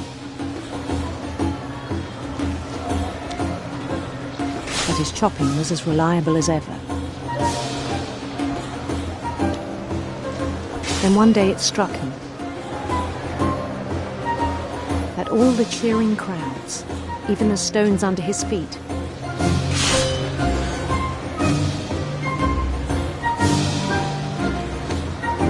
were all in his imagination, so he could do whatever he wished.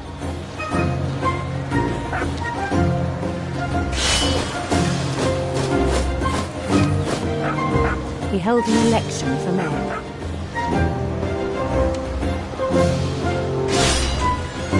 And he won. They begged him to stay, but his mind was already wandering.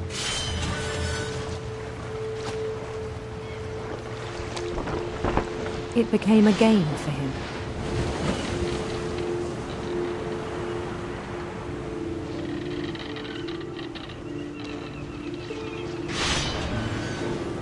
He'd conquer a city, then immediately push on. New Louisville.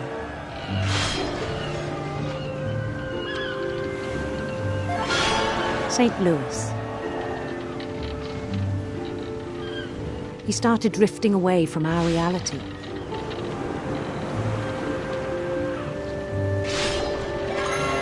Minneapolis, until one day he forgot to go home from the cannery. Even as his mother pleaded with him, part of Lewis kept sailing on.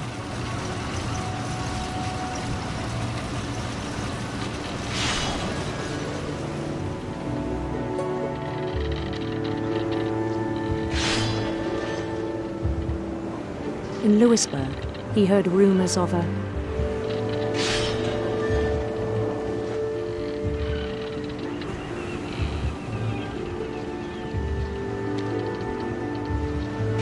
handsome queen.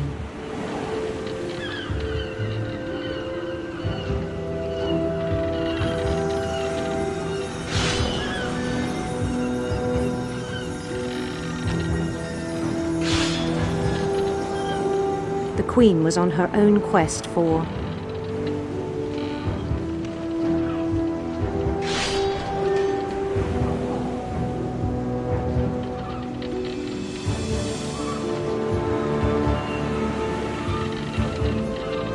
radiant rainbows.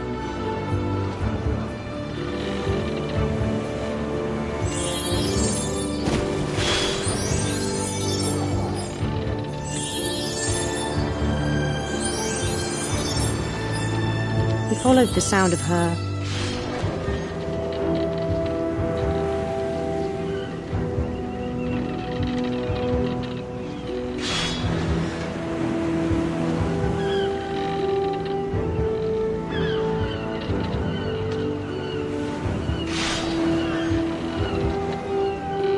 silver harp.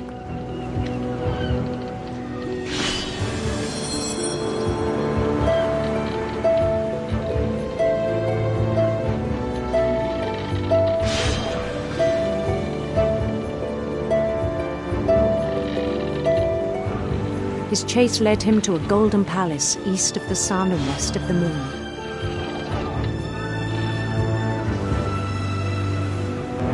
Even then, his logic remained sound.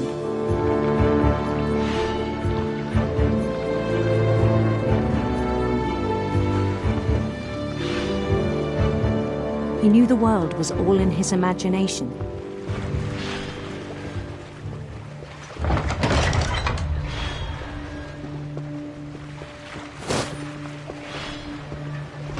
But he was so proud of having created it.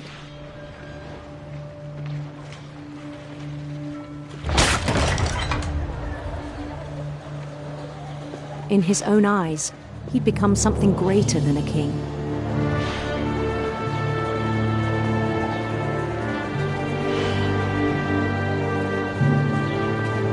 For someone who'd never known success in the real world, I think it was overwhelming. And then it struck him that the real Louis was not the one chopping salmon, but the one climbing the steps of a golden palace.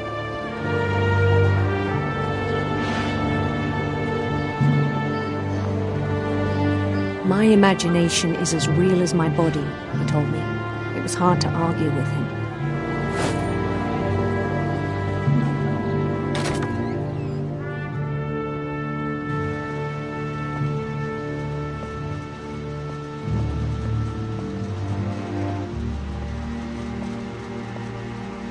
He began to forget the world we know.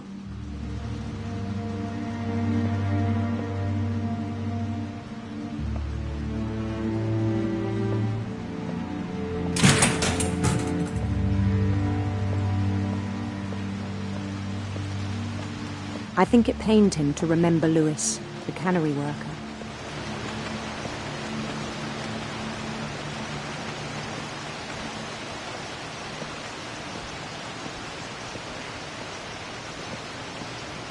He began to despise the man with a royal contempt.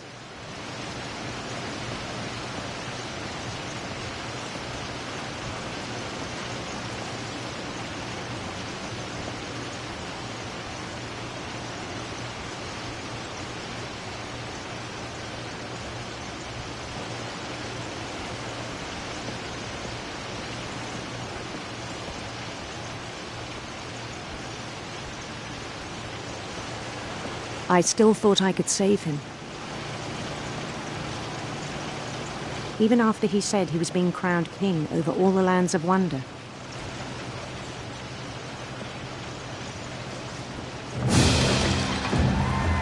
The palace would be packed with his companions.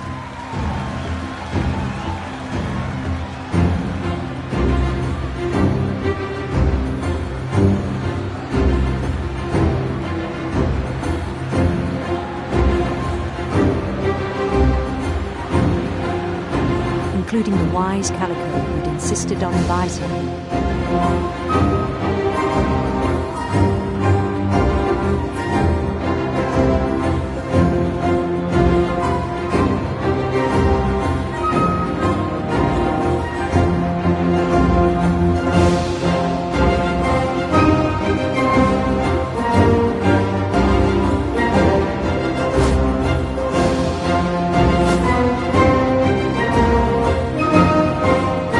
Queen waited, holding his crown.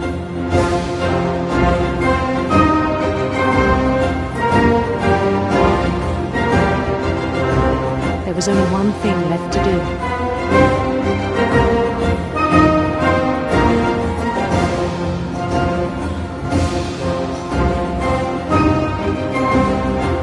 Bend down his head.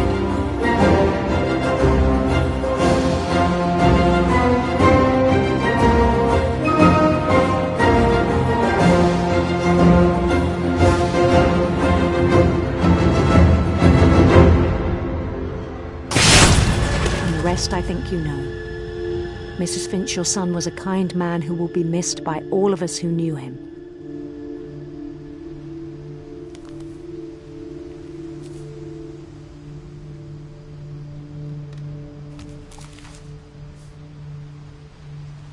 My brother was really cool. I wish you could have met him.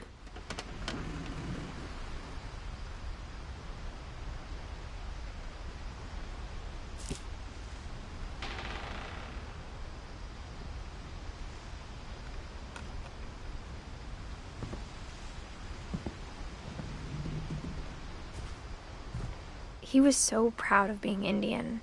I think for him, it was a way to be something other than just a Finch.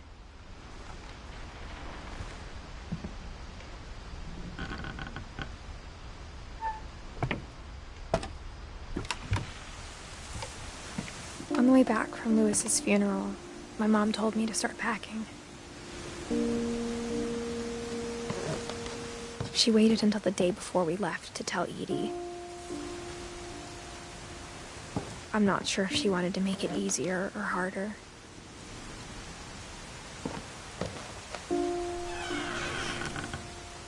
I wish we'd stayed.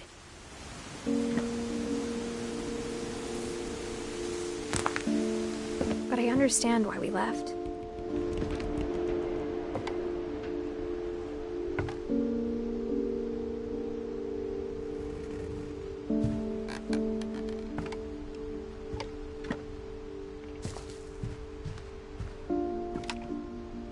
My mom ended up leaving everything behind.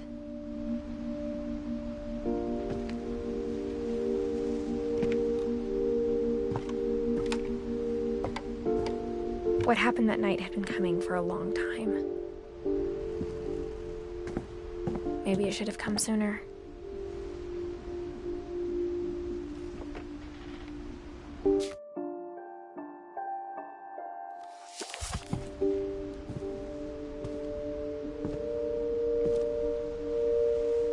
But it had to end one way or another. All that's left now is to tell you about that last night.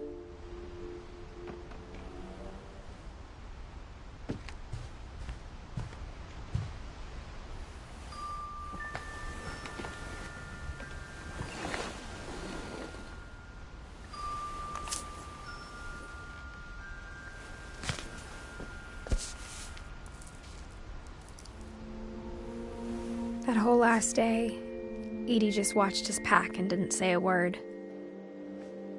Until supper, when she raised her glass and said, "To our final night together, and all our final nights apart." Grandma, you know what I said about alcohol.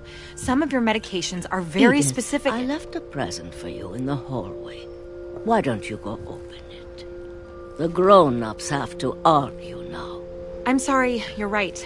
We're all leaving tomorrow. Let's just enjoy our last... I'm not leaving.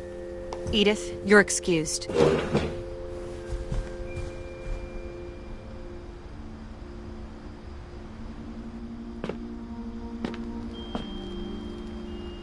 The power had been shut off that morning, but Edie always had plenty of candles. When my mom sealed the library, I don't think she knew about the other entrance.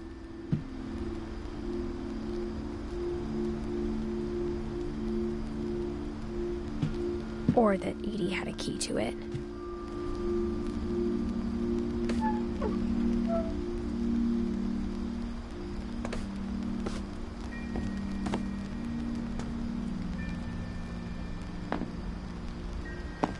That thing you're afraid of isn't going to end when you leave the house.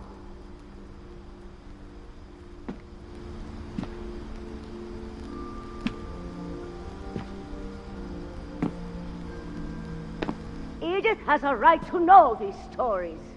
My children are dead because of your stories. I think it's best if Edith and I leave tonight.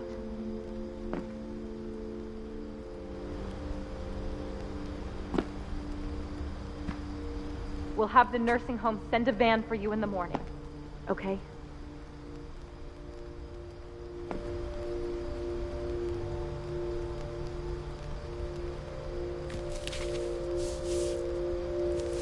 Dear Edith, there's so many stories I wish I could tell you, but there's only time for one. This is about what happened on the night you were born. That night, the tide went way, way out.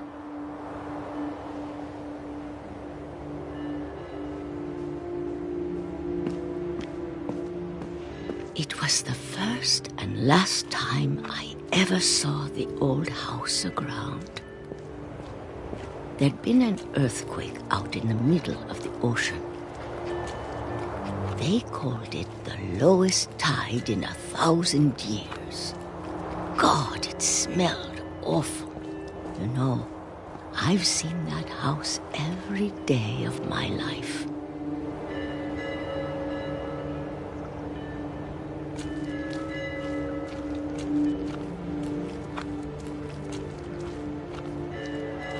But I never thought I'd go back to it. When the fog rolled in, I lost my way.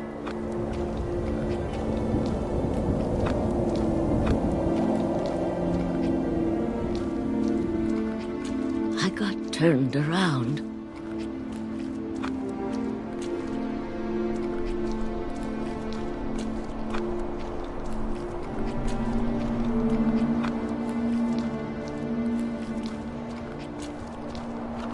For a while, I wandered.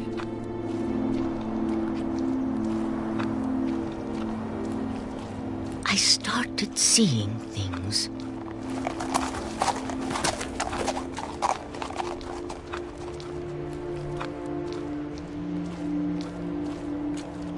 Things I'd forgotten had ever existed.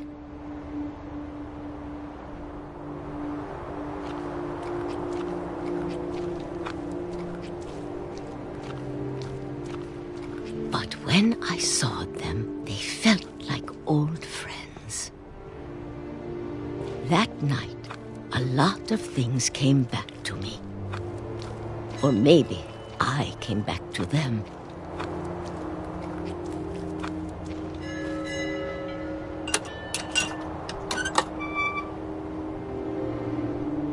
Things I can't explain, but that I need you to try and... Edith, what are you doing in here?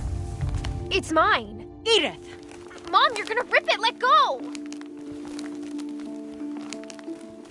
I kicked and screamed, but Mom dragged me to the car.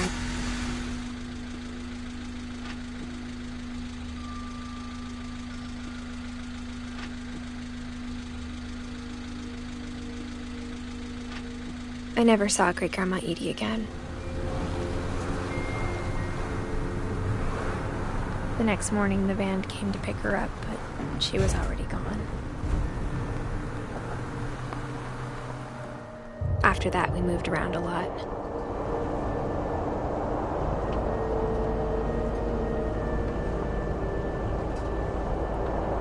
We both tried to make the best of it.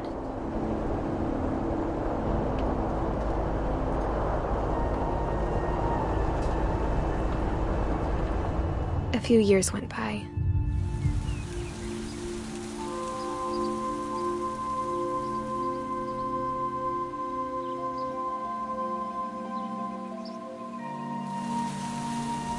My mom didn't like to talk about it. But she started getting sick a lot. The rest happened pretty quickly.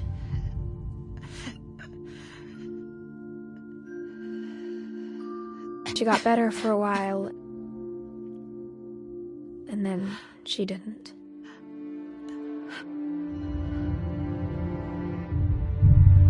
And then I was alone.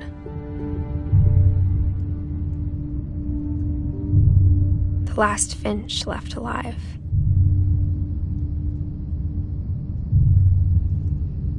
Until I found out about you. I'm still not sure what to tell you about all this. If we lived forever, maybe we'd have time to understand things. But as it is, I think the best we can do is try to open our eyes. And appreciate how strange and brief all of this is.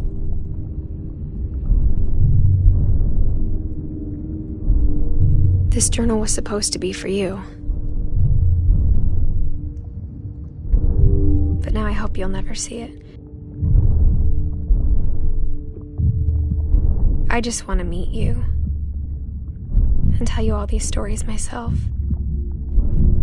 But I guess if you're reading this now, things didn't work out that way.